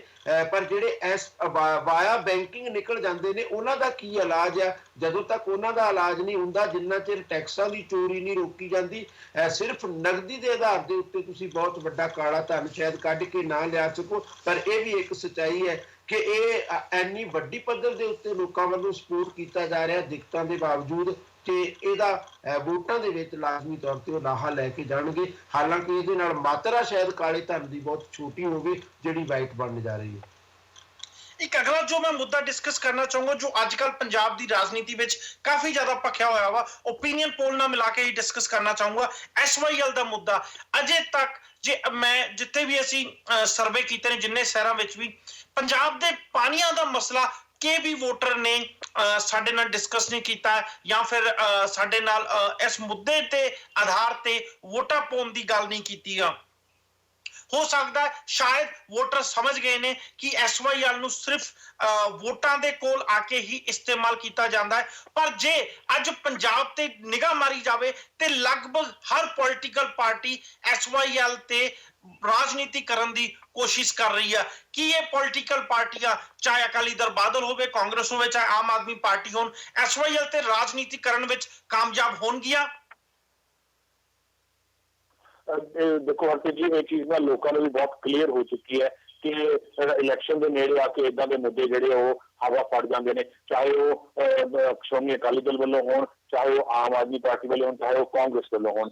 ਸੋ ਕਿਤੇ ਨਾ ਕਿਤੇ ਜਿਹੜੇ ਆਪਾਂ ਪਹਿਲਾਂ ਗੱਲ ਕਰ ਰਹੇ ਸੀ ਕਿ ਲੋਕਾਂ ਦੇ ਵਿੱਚ ਅਵੇਅਰਨੈਸ ਆਉਣੀ ਚਾਹੀਦੀ ਹੈ, ਉਹ ਲੋਕਾਂ ਦੇ ਵਿੱਚ ਇਹ ਅਵੇਅਰਨੈਸ ਜ਼ਰੂਰ ਆ ਗਈ ਹੈ ਕਿ ਜਿਹੜੇ ਵੀ ਮੁੱਦੇ ਆ ਏਦਾਂ ਦੇ ਜਿਹੜੇ ਕਿ 5-5, 6-6 ਸਾਲ, 10-10 ਸਾਲ ਛੇੜੇ ਨਹੀਂ ਜਾਂਦੇ, ਜਿਨ੍ਹਾਂ ਤੇ ਕੋਈ ਗੱਲ ਨਹੀਂ ਕੀਤੀ ਜਾਂਦੀ, ਜੇ ਗੱਲ ਕੀਤੀ ਵੀ ਜਾਂਦੀ ਹੈ, ਕੋਈ ਕੁਐਸਚਨ ਪੁੱਛਿਆ ਵੀ ਜਾਂਦਾ ਤਾਂ ਉਹਨੂੰ ਅਵੋਇਡ ਕਰ ਦਿੱਤਾ ਜਾਂਦਾ। ਉਹੀ ਮੁੱਦੇ, ਉਹੀ ਕਰੰਟ ਜਿਹੜੇ ਇਸ਼ੂਜ਼ ਨੇ ਜਾਂ ਉਹੀ ਜਿਹੜੇ ਏਦਾਂ ਦੇ ਇਸ਼ੂ ਜਿਹੜੇ ਦੱਬੇ ਹੋਏ ਹੁੰਦੇ ਨੇ, ਉਹਨਾਂ ਨੂੰ ਇਲੈਕਸ਼ਨ ਦੇ ਨੇੜੇ ਆ ਕੇ ਇੱਕ ਹਵਾ ਦੇ ਦਿੱਤੀ ਜਾਂਦੀ ਹੈ ਤਾਂ ਕਿ ਲੋਕਾਂ ਦੇ ਵਿੱਚ ਅਸੀਂ ਆਪਣਾ ਪੋਜ਼ਿਟਿਵ ਪੱਖ ਰੱਖ ਸਕੀਏ ਜਾਂ ਅਸੀਂ ਲੋਕਾਂ ਨੂੰ ਆਪਣੇ ਉਸ ਮੁੱਦਿਆਂ ਦੇ ਪ੍ਰਤੀ ਜਾਂ ਉਸ ਮੁੱਦਿਆਂ ਨੂੰ ਲੈ ਕੇ ਆਪਣੇ ਵੱਲ ਝੁਕਾਅ ਕਰ ਸਕੀਏ। ਇਹ ਚੀਜ਼ ਬਿਲਕੁਲ ਕਲੀਅਰ ਹੋ ਚੁੱਕੀ ਹੈ ਲੋਕਾਂ ਨੂੰ। ਸੋ ਮੈਨੂੰ ਨਹੀਂ ਲੱਗਦਾ ਕਿ ਏਦਾਂ ਦੇ ਮੁੱਦੇ ਹੁਣ ਬਹੁਤੀ ਕੋਈ ਲੋਕਾਂ ਦੇ ਵਿੱਚ ਇੰਪ੍ਰੈਸ਼ਨ ਛੱਡ ਪਾਉਣਗੇ। ਤੁਸੀਂ ਦੇਖੋ ਇਸ SYL ਦੇ ਮੁੱਦੇ ਉੱਪਰ ਪੰਜਾਬ ਸਰਕਾਰ ਵੱਲੋਂ ਵੀ, ਹਰਿਆਣਾ ਸਰਕਾਰ ਵੱਲੋਂ ਵੀ ਕਾਫੀ ਏਦਾਂ ਦੀਆਂ ਟਿੱਪਣੀਆਂ, ਕਾਫੀ ਏਦਾਂ ਦੇ ਬਿਆਨ ਹੋ ਰਹੀ ਹੈ ਔਰ ਹੋ ਵੀ ਰਹੀ ਹੈ, ਹੋਰ ਵੀ ਹੋਈ ਵੀ ਸੀ। ਕੁਝ ਇੱਕ ਵਰਡਿਕਟਸ ਵੀ ਆਏ ਨੇ, ਉਹਨਾਂ ਵਰਡਿਕਟਸ ਨੂੰ ਵੀ ਲੋਕਾਂ ਨੇ, ਪਾਰਟੀਆਂ ਨੇ ਇਹ ਕਿਹਾ ਕਿ ਗਲਤ ਹੈ ਜਾਂ ਕਈਆਂ ਨੇ ਕਿਹਾ ਕਿ ਬਹੁਤ ਸਹੀ ਹੈ, ਅਸੀਂ ਟੱਕ ਨਹੀਂ ਲਾਉਣ ਦੇਵਾਂਗੇ। ਬਹੁਤ ਕੁਝ ਹੋ ਰਿਹਾ, ਲੇਕਿਨ ਇੱਕ ਜਿਹੜਾ ਵੋਟਰ ਹੈ ਉਹ ਅੱਜ ਦੀ ਡੇਟ ਦੇ ਵਿੱਚ ਸਮਝ ਚੁੱਕਾ ਹੈ ਕਿ ਇਹ ਸਾਰੀ ਦੀ ਸਾਰੀਆਂ ਗੱਲਾਂ ਜਿਹੜੀਆਂ ਇਲੈਕਸ਼ਨ ਤੱਕ ਸੀਮਤ ਨੇ। ਅਗਰ ਸਰਕਾਰ ਦੁਬਾਰਾ ਕਿਸੇ ਦੀ ਵੀ ਬਣ ਜਾਂਦੀ ਹੈ, ਉਸ ਤੋਂ ਬਾਅਦ ਇਹਨਾਂ ਮੁੱਦਿਆਂ ਨੂੰ ਛੁਆਇਆ ਤੱਕ ਵੀ ਨਹੀਂ ਜਾਏਗਾ। ਇਹ ਚੀਜ਼ ਆਮ ਵੋਟਰ ਨੂੰ ਬਿਲਕੁਲ ਕਲੀਅਰ ਹੋ ਚੁੱਕੀ ਹੈ। ਜੇ ਮੈਂ SYL ਦੀ ਗੱਲ ਕਰਾਂ ਤੇ ਇੱਕ ਪਾਸੇ ਤੇ ਪੰਜਾਬ ਅਤੇ ਹਰਿਆਣੇ ਵਿੱਚ ਦੋਵਾਂ ਜਗ੍ਹਾ ਇਸ ਮੁੱਦੇ ਨੂੰ ਕਾਫੀ ਭਖਾਇਆ ਜਾ ਰਿਹਾ ਵਾ। ਜੋ ਸੁਪਰੀਮ ਕੋਰਟ ਦਾ ਇੱਕ ਵਰਡਿਕਟ ਆਇਆ ਸੀ, ਐਕਚੁਅਲੀ ਮੈਂ ਸਹੀ ਦੱਸਾਂ ਤੇ ਉਹਨੂੰ ਪ੍ਰੋਪਰਲੀ ਲੋਕਾਂ ਨੂੰ ਐਕਸਪਲੇਨ ਹੀ ਨਹੀਂ ਕੀਤਾ ਜਾ ਰਿਹਾ। ਲੋਕਾਂ ਨੂੰ ਇਹ ਦੱਸਿਆ ਜਾ ਰਿਹਾ ਕਿ ਸੁਪਰੀਮ ਕੋਰਟ ਤੋਂ ਇੱਕ ਹਰਿਆਣਾ ਕੇਸ ਜਿੱਤ ਗਿਆ, ਜਦਕਿ ਸਿਰਫ ਇੰਨੀ ਕੀ ਗੱਲ ਆ ਕਿ ਪ੍ਰੈਜ਼ੀਡੈਂਟ ਨੇ ਸੁਪਰੀਮ ਕੋਰਟ ਕੋਲੋਂ ਇੱਕ ਸਲਾਹ ਮੰਗੀ ਸੀ ਤੇ 5 ਜੱਜਾਂ ਦੇ ਬੈਂਚ ਨੇ ਪ੍ਰੈਜ਼ੀਡੈਂਟ ਨੂੰ ਆਪਣਾ ਸਲਾਹ ਦਿੱਤੀ ਆ ਤੇ ਉਹ ਕੋਈ ਕੇਸ ਜੇ ਕਹੀਏ ਤੇ ਹੈ ਹੀ ਨਹੀਂ ਸੀ। ਹਾਂ, ਉਸ ਮੁੱਦੇ ਨੂੰ ਪੰਜਾਬ ਗਵਰਨਮੈਂਟ ਨੇ ਕਿੱਦਾਂ ਪੇਸ਼ ਕੀਤਾ ਵਾ, ਆਰਟੀਕਲ 78 ਦੀ ਜੇ ਗੱਲ ਕਰੀਏ ਜੋ ਕਿ ਬਾਖੂਬੀ ਆਰਟੀਕਲ 68 ਦੀ ਤਾਮਿਲਨਾਡੂ ਦੇ ਕਰਨਾਟਕਾ ਦੇ ਕੇਸ ਵਿੱਚ ਉਹਨੂੰ ਕਾਪੀ ਮਾਰਿਆ ਗਿਆ ਸੀ। ਉਹ ਮੁੱਦੇ ਕੀ ਨੇ ਤੇ ਉਸ ਮੁੱਦੇ ਨੂੰ ਕਿੱਦਾਂ ਪੇਸ਼ ਕੀਤਾ ਜਾ ਰਿਹਾ। ਪਰ ਅੱਜ ਸਵਾਲ ਮੇਰਾ ਅਗਲਾ ਤੁਹਾਡੇ ਤੋਂ ਇਹ ਆ ਕਿ ਅੱਜ ਇੱਕ ਮੈਂ ਪੰਜਾਬ ਦੇ ਪੋਲੀਟੀਕਲ ਮਾਹਿਰ ਨਾਲ ਗੱਲ ਕਰ ਰਿਹਾ ਸੀ। ਉਹਨਾਂ ਦਾ ਇਹ ਕਹਿਣਾ ਸੀ ਕਿ ਆਉਣ ਵਾਲੇ ਸਮੇਂ ਦੇ ਵਿੱਚ SYL ਮੁੱਦੇ ਨੂੰ ਸ਼੍ਰੋਮਣੀ ਅਕਾਲੀ ਦਲ ਦੁਆਰਾ ਇੰਨਾ ਭਖਾਉਣ ਦੀ ਕੋਸ਼ਿਸ਼ ਕੀਤੀ ਜਾਊਗੀ ਕਿ ਹੋ ਸਕਦਾ ਵਾ ਸਿਰਫ ਇਸ ਮੁੱਦੇ ਦੇ ਆਧਾਰ ਤੇ ਸ਼੍ਰੋਮਣੀ ਅਕਾਲੀ ਦਲ ਦੁਬਾਰਾ ਪਲੱਸ ਜੋ ਅਸੀਂ ਗੱਲ ਕਰ ਰਹੇ ਹਾਂ ਮੋਦੀ ਸਾਹਿਬ ਐਂਡ ਮੋਦੀ ਫੈਕਟਰ ਜੋ ਵੀ ਫੈਕਟਰ ਨੇ ਉਹਨਾਂ ਦੇ ਆਧਾਰ ਤੇ SYL ਦੇ ਮੁੱਦੇ ਨੂੰ ਭਖਾ ਕੇ ਸ਼੍ਰੋਮਣੀ ਅਕਾਲੀ ਦਲ ਦੁਬਾਰਾ ਸੱਤਾ ਵਿੱਚ ਆ ਜਾਵੇ। ਇੱਕ ਪਾਸੇ ਸਾਡੇ ਪੋਲ ਨੇ ਜਿੱਥੇ ਕਿ SYL ਦੀ ਕੋਈ ਵੋਟਰ ਗੱਲ ਹੀ ਨਹੀਂ ਕਰਦਾ, ਦੂਜੇ ਪਾਸੇ ਪੋਲੀਟੀਕਲ ਮਾਹਿਰ ਇਹ ਆਂਦੇ ਨੇ ਕਿ SYL ਦਾ ਮੁੱਦਾ ਆਉਣ ਵਾਲੇ ਸਮੇਂ ਦੇ ਵਿੱਚ ਬਹੁਤ ਜ਼ਿਆਦਾ ਭਖ ਸਕਦਾ ਵਾ। ਹਰਪ੍ਰੀਤ ਜੀ ਮੈਂ 2 ਮਿੰਟ ਚਾਹਾਂਗਾ ਇਸ ਮੁੱਦੇ ਤੇ। ਮੈਂ ਕੱਲ ਇੱਕ ਰਿਪੋਰਟ ਪੜ੍ਹ ਰਿਹਾ ਸੀਗਾ, ਬਿਲਕੁਲ ਜਿੱਦਾਂ ਤੁਸੀਂ ਦੱਸਿਆ ਕਿ ਸੁਪਰੀਮ ਕੋਰਟ ਨੇ ਸਿਰਫ ਪ੍ਰੈਜ਼ੀਡੈਂਟ ਨੇ ਸਲਾਹ ਮੰਗੀ ਸੀ 2005 ਦੇ ਵਿੱਚ APJ ਅਬਦੁਲ ਕਲਾਮ ਉਦੋਂ ਪ੍ਰੈਜ਼ੀਡੈਂਟ ਸੀਗੇ, ਉਹਨਾਂ ਨੇ ਸਲਾਹ ਮੰਗੀ ਸੀ ਸੁਪਰੀਮ ਕੋਰਟ ਦੇ ਜੱਜਾਂ ਤੋਂ। ਸੁਪਰੀਮ ਕੋਰਟ ਦੇ 5 ਮੈਂਬਰੀ ਕਮੇਟੀ ਜੱਜ ਬਣੇ, ਉਹਨਾਂ ਨੇ ਹਰਿਆਣੇ ਦਾ ਵੀ ਪੱਖ ਸੁਣਿਆ, ਪੰਜਾਬ ਦਾ ਵੀ ਪੱਖ ਸੁਣਿਆ ਤੇ ਉਸ ਤੋਂ ਬਾਅਦ ਸਲਾਹ ਦਿੱਤੀ। ਸਾਰੇ ਦੇ ਸਾਰੇ ਐਪੀਸੋਡ ਦੇ ਵਿੱਚ ਮੈਨੂੰ ਇਹ ਦੱਸਦੇ ਹੋਏ ਸ਼ਰਮ ਆ ਰਹੀ ਹੈ ਕਿ ਪੰਜਾਬ ਨੇ ਬਹੁਤ ਗਿਣਤੀ ਟਾਈਮ ਸਿਰਫ ਇੱਕ ਪਾਰਟ ਟਾਈਮਰ ਐਡਵੋਕੇਟ ਦੇ ਨਾਲ ਕੱਢਿਆ ਤੇ ਹਰਿਆਣੇ ਨੇ 40-45 ਐਡਵੋਕੇਟ ਇਕੱਠੇ ਰੱਖੇ। ਇੱਕ ਜੂਨੀਅਰ ਐਡਵੋਕੇਟ ਹਰਿਆਣੇ ਦੇ 40-45 ਵੱਡੇ ਐਡਵੋਕੇਟਾਂ ਨਾਲ ਲੜਦਾ ਰਿਹਾ। ਜਦੋਂ ਬਿਲਕੁਲ ਫੈਸਲੇ ਦੀ ਘੜੀ ਕੋਲ ਆ ਗਈ ਪਿਛਲੇ 6 ਮਹੀਨੇ ਪਹਿਲੇ ਪੰਜਾਬ ਨੇ 3 ਵੱਡੇ ਜਿਹਦੇ ਵਿੱਚ ਜੇਠ ਮਲਾਨੀ ਸਾਹਿਬ ਤੇ ਹੋਰ 3 ਵੱਡੇ ਐਡਵੋਕੇਟ ਹਾਇਰ ਕੀਤੇ। ਉਦੋਂ ਤੱਕ ਬਾਜੀ ਹੱਥੋਂ ਨਿਕਲ ਚੁੱਕੀ ਸੀਗੀ। ਜਦੋਂ ਤਾਂ ਗੱਲ ਆਂਦੀ ਹੈ ਸੁਪਰੀਮ ਕੋਰਟ ਦੇ ਵਿੱਚ ਲੜਨ ਦੀ, ਉਦੋਂ ਤੱਕ ਤਾਂ ਸਾਡੀਆਂ ਸਾਰੀਆਂ ਪੋਲੀਟੀਕਲ ਪਾਰਟੀਆਂ ਚੁੱਪ ਰਹਿੰਦੀਆਂ ਵਾ। ਹਰਿਆਣਾ ਨੇ ਲੀਗਲ ਤੌਰ ਤੇ ਬਹੁਤ ਵਧੀਆ ਢੰਗ ਦੇ ਨਾਲ ਲੜਿਆ, ਪਰ ਜਦੋਂ ਲੋਕਾਂ ਦੇ ਵਿੱਚ ਗੱਲਾਂ ਕਰਨੀਆਂ ਹੋਣ, ਲੋਕਾਂ ਦੇ ਵਿੱਚ ਬਣਾਉਣੀਆਂ ਹੋਣ ਗੱਲਾਂ, ਆਪਣੀ ਵੋਟ ਬੈਂਕ ਦੀ ਰਾਜਨੀਤੀ ਕਰਨੀ ਹੋਵੇ, ਉੱਥੇ ਹਰਿਆਣਾ ਪਿੱਛੇ ਹੋ ਜਾਂਦਾ, ਉੱਥੇ ਪੰਜਾਬ ਅੱਗੇ ਹੋ ਜਾਂਦਾ। ਪਰਸਨਲ ਤੌਰ ਤੇ ਮੈਨੂੰ ਆਪ ਲੱਗ ਰਿਹਾ ਕਿ ਇਕੱਲੇ ਬਾਦਲ ਸਾਹਿਬ ਨਹੀਂ, ਕੈਪਟਨ ਅਮਰਿੰਦਰ ਸਿੰਘ ਵੀ, ਕਾਂਗਰਸ ਵੀ, ਆਮ ਆਦਮੀ ਪਾਰਟੀ ਵੀ ਤੇ ਪ੍ਰਕਾਸ਼ ਸਿੰਘ ਬਾਦਲ ਜੀ ਬਿਲਕੁਲ ਡੈਫੀਨੇਟਲੀ ਇਹ SYL ਦਾ ਮੁੱਦਾ 2017 ਦੇ ਇਲੈਕਸ਼ਨ ਵਿੱਚ ਡੈਫੀਨੇਟਲੀ ਇੱਕ ਵਾਰ ਗਰਮਾਏਗਾ। ਕੱਲ ਜਿਹੜਾ ਪੰਜਾਬ ਸਰਕਾਰ ਨੇ ਰੈਜ਼ੋਲੂਸ਼ਨ ਪਾਸ ਕੀਤਾ ਵਾ ਜਿਹਦੇ ਵਿੱਚ ਕੈਬਨਿਟ ਨੇ ਇਹ ਮਨਜ਼ੂਰੀ ਦੇ ਦਿੱਤੀ ਹੈਗੀ ਹੈ ਕਿ ਜਿਹੜੇ ਲੋਕਾਂ ਦੀਆਂ ਜ਼ਮੀਨਾਂ ਅਧਿਗ੍ਰਹਿਣ ਕੀਤੀਆਂ ਗਈਆਂ ਸੀਗੀਆਂ ਉਹਨਾਂ ਨੂੰ ਵਾਪਸ ਕਰ ਦਿੱਤਾ ਜਾਵੇ ਤੇ ਉਹਨਾਂ ਨੇ ਤਹਿਸੀਲਦਾਰ ਤੇ ਸਬ ਰਜਿਸਟਰਾਰ ਨੂੰ ਕਹਿ ਦਿੱਤਾ ਕਿ ਇੰਤਕਾਲ ਉਹਨਾਂ ਦੇ ਨਾਮ ਤੇ ਕਰ ਦਿੱਤੇ ਜਾਣ। ਡੈਫੀਨੇਟਲੀ ਇਹ ਮੁੱਦਾ ਇੱਕ ਵਾਰ ਭਖੇਗਾ ਤੇ ਇਲੈਕਸ਼ਨਾਂ ਵਿੱਚ ਕਾਫੀ ਹੱਦ ਤੱਕ ਇਹਦੇ ਤੇ ਅਸਰ ਪਏਗਾ। ਮੈਂ ਥੋੜੀ ਜੀ ਇਨਫੋਰਮੇਸ਼ਨ ਕਰੈਕਟ ਕਰਦਾ ਹਾਂ, ਮੈਂ ਗਲਤ ਇਨਫੋਰਮੇਸ਼ਨ ਦਿੱਤੀ ਸੀ। ਪੰਜਾਬ ਦਾ ਜੋ ਸੈਕਸ਼ਨ 78 ਹੈ ਜਿਹਨੂੰ ਮੈਂ ਆਰਟੀਕਲ 78 ਕਿਹਾ ਸੀ, ਉਹ ਲਗਭਗ ਸੈਕਸ਼ਨ 68 ਆਂਧਰਾ ਦੇ ਐਕਟ ਦੀ ਕਾਪੀ ਆ ਜੋ ਕਿ ਆਂਧਰਾ ਤੇ ਮਸੂਰ ਦੇ ਵਿੱਚ ਪਾਣੀ ਡਿਸਟ੍ਰੀਬਿਊਸ਼ਨ ਦੀ ਗੱਲ ਕਰਦਾ, ਪਰ ਉਹ ਦੋਵੇਂ ਰਾਈਪੇਰੀਅਨ ਸਟੇਟ ਨੇ। ਪੰਜਾਬ ਅਤੇ ਹਰਿਆਣਾ ਦਾ ਜਾਂ ਫਿਰ ਚੰਡੀਗੜ੍ਹ ਰਾਜਸਥਾਨ ਦਾ ਜੋ ਸਟੇਟਸ ਆ ਉਹ ਸਟੇਟਸ ਟੋਟਲੀ ਡਿਫਰੈਂਟ ਆ ਆਂਧਰਾ ਪ੍ਰਦੇਸ਼ ਅਤੇ ਮੈਸੂਰ ਦੇ ਇਸ਼ੂ ਦੇ ਨਾਲੋਂ। ਸਬਦੀਪ ਜੀ ਸਮਾਂ ਜ਼ਿਆਦਾ ਨਹੀਂ ਬਚਿਆ, ਪਰ ਅਖੀਰ ਸਵਾਲ ਮੇਰਾ ਉਹੀ ਆ, SYL ਕੀ ਆਉਣ ਵਾਲੇ ਸਮੇਂ ਵਿੱਚ ਸ਼੍ਰੋਮਣੀ ਅਕਾਲੀ ਦਲ SYL ਜਿੱਦਾਂ ਕਿ ਪੋਲੀਟੀਕਲ ਮਾਹਿਰ ਕਹਿ ਰਹੇ ਨੇ SYL ਦੇ ਮੁੱਦੇ ਨੂੰ ਭਖਾ ਕੇ ਕਿਤੇ ਨਾ ਕਿਤੇ ਪੰਥਕ ਵੋਟ ਬੈਂਕ ਨੂੰ ਆਪਣੇ ਵੱਲ ਕਰਨ ਦੀ ਜ਼ਰੂਰ ਕੋਸ਼ਿਸ਼ ਕਰੂਗੀ। ਕੀ ਇਹਦੇ ਵਿੱਚ ਸ਼੍ਰੋਮਣੀ ਅਕਾਲੀ ਦਲ ਨੂੰ ਐਤਕੀ ਕਾਮਯਾਬੀ ਮਿਲੂਗੀ ਜਾਂ ਨਹੀਂ? ਹਰਪ੍ਰੀਤ ਜੀ, ਸੁਪਰੀਮ ਕੋਰਟ ਦੀ ਜਿਹੜੀ ਸਲਾਹ ਰਾਸ਼ਟਰਪਤੀ ਨੇ ਮੰਗੀ ਸੀ ਜਦੋਂ ਹੁਣ ਜ਼ਾਹਰ ਹੋਈ ਹੈ, ਜੇ ਉਸ ਤੋਂ ਪਹਿਲਾਂ ਦੇ ਦਿਨਾਂ ਦੀ ਗੱਲ ਕਰੀਏ ਤਾਂ ਸ਼ਾਇਦ ਲੋਕਾਂ ਦੇ ਮਨਾਂ ਅੰਦਰ ਸਤਲੁਜ ਯਮੁਨਾ ਲਿੰਕ ਨਹਿਰ ਕੋਈ ਵੱਡਾ ਸਵਾਲ ਨਹੀਂ ਸੀ। ਪੋਲੀਟੀਕਲ ਪਾਰਟੀਆਂ ਵੀ ਉਹਨੂੰ ਇੱਕ ਖਾਸ ਹੱਦ ਤੱਕ ਇਸਤੇਮਾਲ ਕਰਨ ਦੀ ਗੱਲ ਕਰਦੀਆਂ ਸੀ, ਉਸ ਤੋਂ ਅਗਾਂਹ ਉਹ ਵੀ ਨਹੀਂ ਸੀ ਜਾਂਦੀਆਂ। ਜੇ ਪਿਛਲੇ 5-6 ਮਹੀਨੇ ਦੇ ਅਸੀਂ ਸੀਨ ਨੂੰ ਦੇਖੀਏ ਪੰਜਾਬ ਦੇ ਨੂੰ, ਤੇ ਸ਼੍ਰੋਮਣੀ ਅਕਾਲੀ ਦਲ ਤੇ ਕਾਂਗਰਸ ਪਾਰਟੀ ਦੋਨੋਂ ਇਹਨੂੰ ਇਸ ਤਰੀਕੇ ਦੇ ਨਾਲ ਇਸਤੇਮਾਲ ਕਰ ਰਹੀਆਂ ਸਨ ਕਿ ਕੇਜਰੀਵਾਲ ਸਾਹਿਬ ਪੰਜਾਬ 'ਚ ਕੁਝ ਕਹਿੰਦੇ ਨੇ, ਦਿੱਲੀ 'ਚ ਜਾ ਕੇ ਕੁਝ ਕਹਿੰਦੇ ਨੇ, ਹਰਿਆਣੇ ਦੇ ਪਾਣੀਆਂ ਦੇ ਸਵਾਲ ਦੇ ਉੱਤੇ ਉਹ ਖਾਮੋਸ਼ ਹੋ ਜਾਂਦੇ ਨੇ ਕਿਉਂਕਿ ਉਹ ਹਰਿਆਣਵੀ ਨੇ ਤੇ ਦਿੱਲੀ 'ਚ ਰਾਜ ਕਰ ਰਹੇ ਨੇ। ਇਸ ਚੀਜ਼ ਨੂੰ ਵਰਤਣ ਦਾ ਯਤਨ ਕੀਤਾ ਜਾਂਦਾ ਸੀ ਦੋਨਾਂ ਪ੍ਰਮੁੱਖ ਪਾਰਟੀਆਂ ਵੱਲੋਂ ਆਮ ਆਦਮੀ ਪਾਰਟੀ ਦੇ ਖਿਲਾਫ। ਪਰ ਹੁਣ ਜਦੋਂ ਸੁਪਰੀਮ ਕੋਰਟ ਵੱਲੋਂ ਇੱਕ ਰਾਏ ਸਾਡੇ ਸਾਹਮਣੇ ਨਿਕਲ ਕੇ ਆ ਗਈ ਆ ਤਾਂ ਇਹ ਇੱਕ ਤਰ੍ਹਾਂ ਨਾਲ ਇੱਕ ਅਕਾਲੀ ਦਲ ਲਈ ਜੀਣ ਮਰਨ ਦਾ ਸਵਾਲ ਬਣ ਗਿਆ, ਕਿਉਂਕਿ ਇਹ ਇੱਕ ਐਸਾ ਮੁੱਦਾ ਵਾ ਜਿਹਨੂੰ ਕਦੇ ਵੀ ਸ਼੍ਰੋਮਣੀ ਅਕਾਲੀ ਦਲ ਛੱਡ ਨਹੀਂ ਸਕਦਾ। ਲੜਾਈ ਲੜਨ ਵੇਲੇ ਚਾਹੇ ਉਹ ਇਹਦੇ 'ਚ ਜਿੰਨੀਆਂ ਮਰਜ਼ੀ ਬੇਈਮਾਨੀਆਂ ਹੋਣ ਤੱਕ ਕਰ ਚੁੱਕਾ ਹੋਵੇ, ਪਰ ਇਸ ਮੁੱਦੇ ਨੂੰ ਛੱਡ ਕਦੇ ਨਹੀਂ ਸਕਦਾ। ਅੱਜ ਤੋਂ 6 ਜਾਂ 7 ਮਹੀਨੇ ਪਹਿਲਾਂ ਤੁਹਾਨੂੰ ਯਾਦ ਹੋਏਗਾ ਇੱਕ ਕੰਮ ਪੰਜਾਬ ਸਰਕਾਰ ਨੇ ਇਹ ਕੀਤਾ ਸੀ ਕਿ ਲੋਕਾਂ ਨੂੰ ਉਤਸ਼ਾਹਿਤ ਕਰਕੇ ਆਪੋ ਆਪਣੇ ਖੇਤਰ ਦੇ ਵਿੱਚ ਆਪੋ ਆਪਣੇ ਖੇਤ ਨਾਲ ਜੁੜਵੀਂ ਨਹਿਰ ਪੂਰਨ ਦੇ ਟੇਢੇ ਢੰਗ ਨਾਲ ਆਦੇਸ਼ ਦੇ ਦਿੱਤੇ ਗਏ ਸਨ। ਉਹਨਾਂ ਨੂੰ ਸਪੋਰਟ ਵੀ ਕੀਤੀ ਗਈ ਸੀ, ਕਿਉਂਕਿ ਉਦੋਂ ਗਵਰਨਰ ਸਾਹਿਬ ਦੇ ਤੇ ਉਹ ਸਾਈਨ ਕਰਨੇ ਨਹੀਂ ਸੀ ਡੀਨੋਟੀਫਾਈ ਕਰਨ ਦੇ ਉੱਤੇ। ਇਸ ਕਰਕੇ ਉਹਨਾਂ ਨੇ ਇਹ ਕਹਿ ਦਿੱਤਾ ਕਿ ਲੋਕਾਂ ਨੇ ਭਾਈ ਆਪਣੇ ਆਪ ਹੀ ਕਬਜ਼ਾ ਕਰ ਲਿਆ, ਹਾਲਾਂਕਿ ਇਦਾਂ ਹੋਇਆ ਨਹੀਂ ਸੀ। ਹੁਣ ਉਹਨੂੰ ਥੋੜਾ ਜਿਹਾ ਉਹਦੇ ਨਾਲੋਂ ਵੀ ਜ਼ਿਆਦਾ ਅਗਲੇ ਸਟੇਜ ਦੇ ਉੱਤੇ ਪਹੁੰਚਾ ਦਿੱਤਾ ਗਿਆ ਔਰ ਡੀਨੋਟੀਫਾਈ ਕਰ ਦਿੱਤਾ ਗਿਆ। ਹੁਣ ਇਹ ਵੀ ਕਲੀਅਰ ਕਰ ਦਿੱਤਾ ਗਿਆ ਕਿ ਜਿਨ੍ਹਾਂ ਲੋਕਾਂ ਨੂੰ ਮੁਆਵਜ਼ਾ ਦੇ ਕੇ ਇਹ ਜ਼ਮੀਨ ਲਈ ਗਈ ਸੀ ਉਹਨਾਂ ਕੋਲੋਂ ਮੁਆਵਜ਼ੇ ਦੀ ਦਿੱਤੀ ਰਾਸ਼ੀ ਵੀ ਵਾਪਸ ਲਈ ਜਾਏਗੀ, ਮੁਫਤ ਉਹ ਜ਼ਮੀਨ ਮੁੜ ਵਾਪਸ ਕਰ ਦਿੱਤੀ ਜਾਏਗੀ ਜਿਹੜੇ ਵੀ ਕੋਈ ਕਾਨੂੰਨੀ ਵਾਰਸ ਹੋਣਗੇ।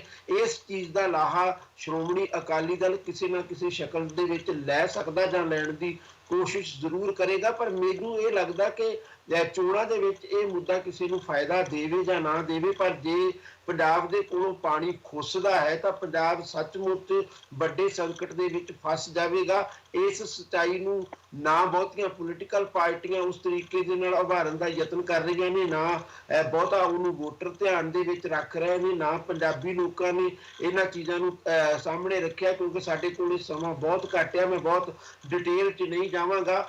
ਜਦੋਂ ਅੰਗਰੇਜ਼ਾਂ ਦਾ ਰਾਜ ਸੀ ਤਾਂ ਰਾਜਸਥਾਨ ਨੂੰ ਜਿਹੜਾ ਅਸੀਂ ਪਾਣੀ ਦਿੱਤਾ ਸੀ ਉਹਦੀ ਸਾਨੂੰ ਪੰਜਾਬ ਨੂੰ ਉਦੋਂ ਪੈਸੇ ਮਿਲਦੇ ਸੀ ਜਦੋਂ ਉਹ ਸਾਂਝਾ ਪੰਜਾਬ ਹੋਇਆ ਕਰਦਾ ਸੀ। ਉਸ ਸਾਂਝੇ ਪੰਜਾਬ ਦੇ ਵਿੱਚ ਰਿਆਸਤੀ ਰਾਜ ਸ਼ਾਮਲ ਨਹੀਂ ਸਨ।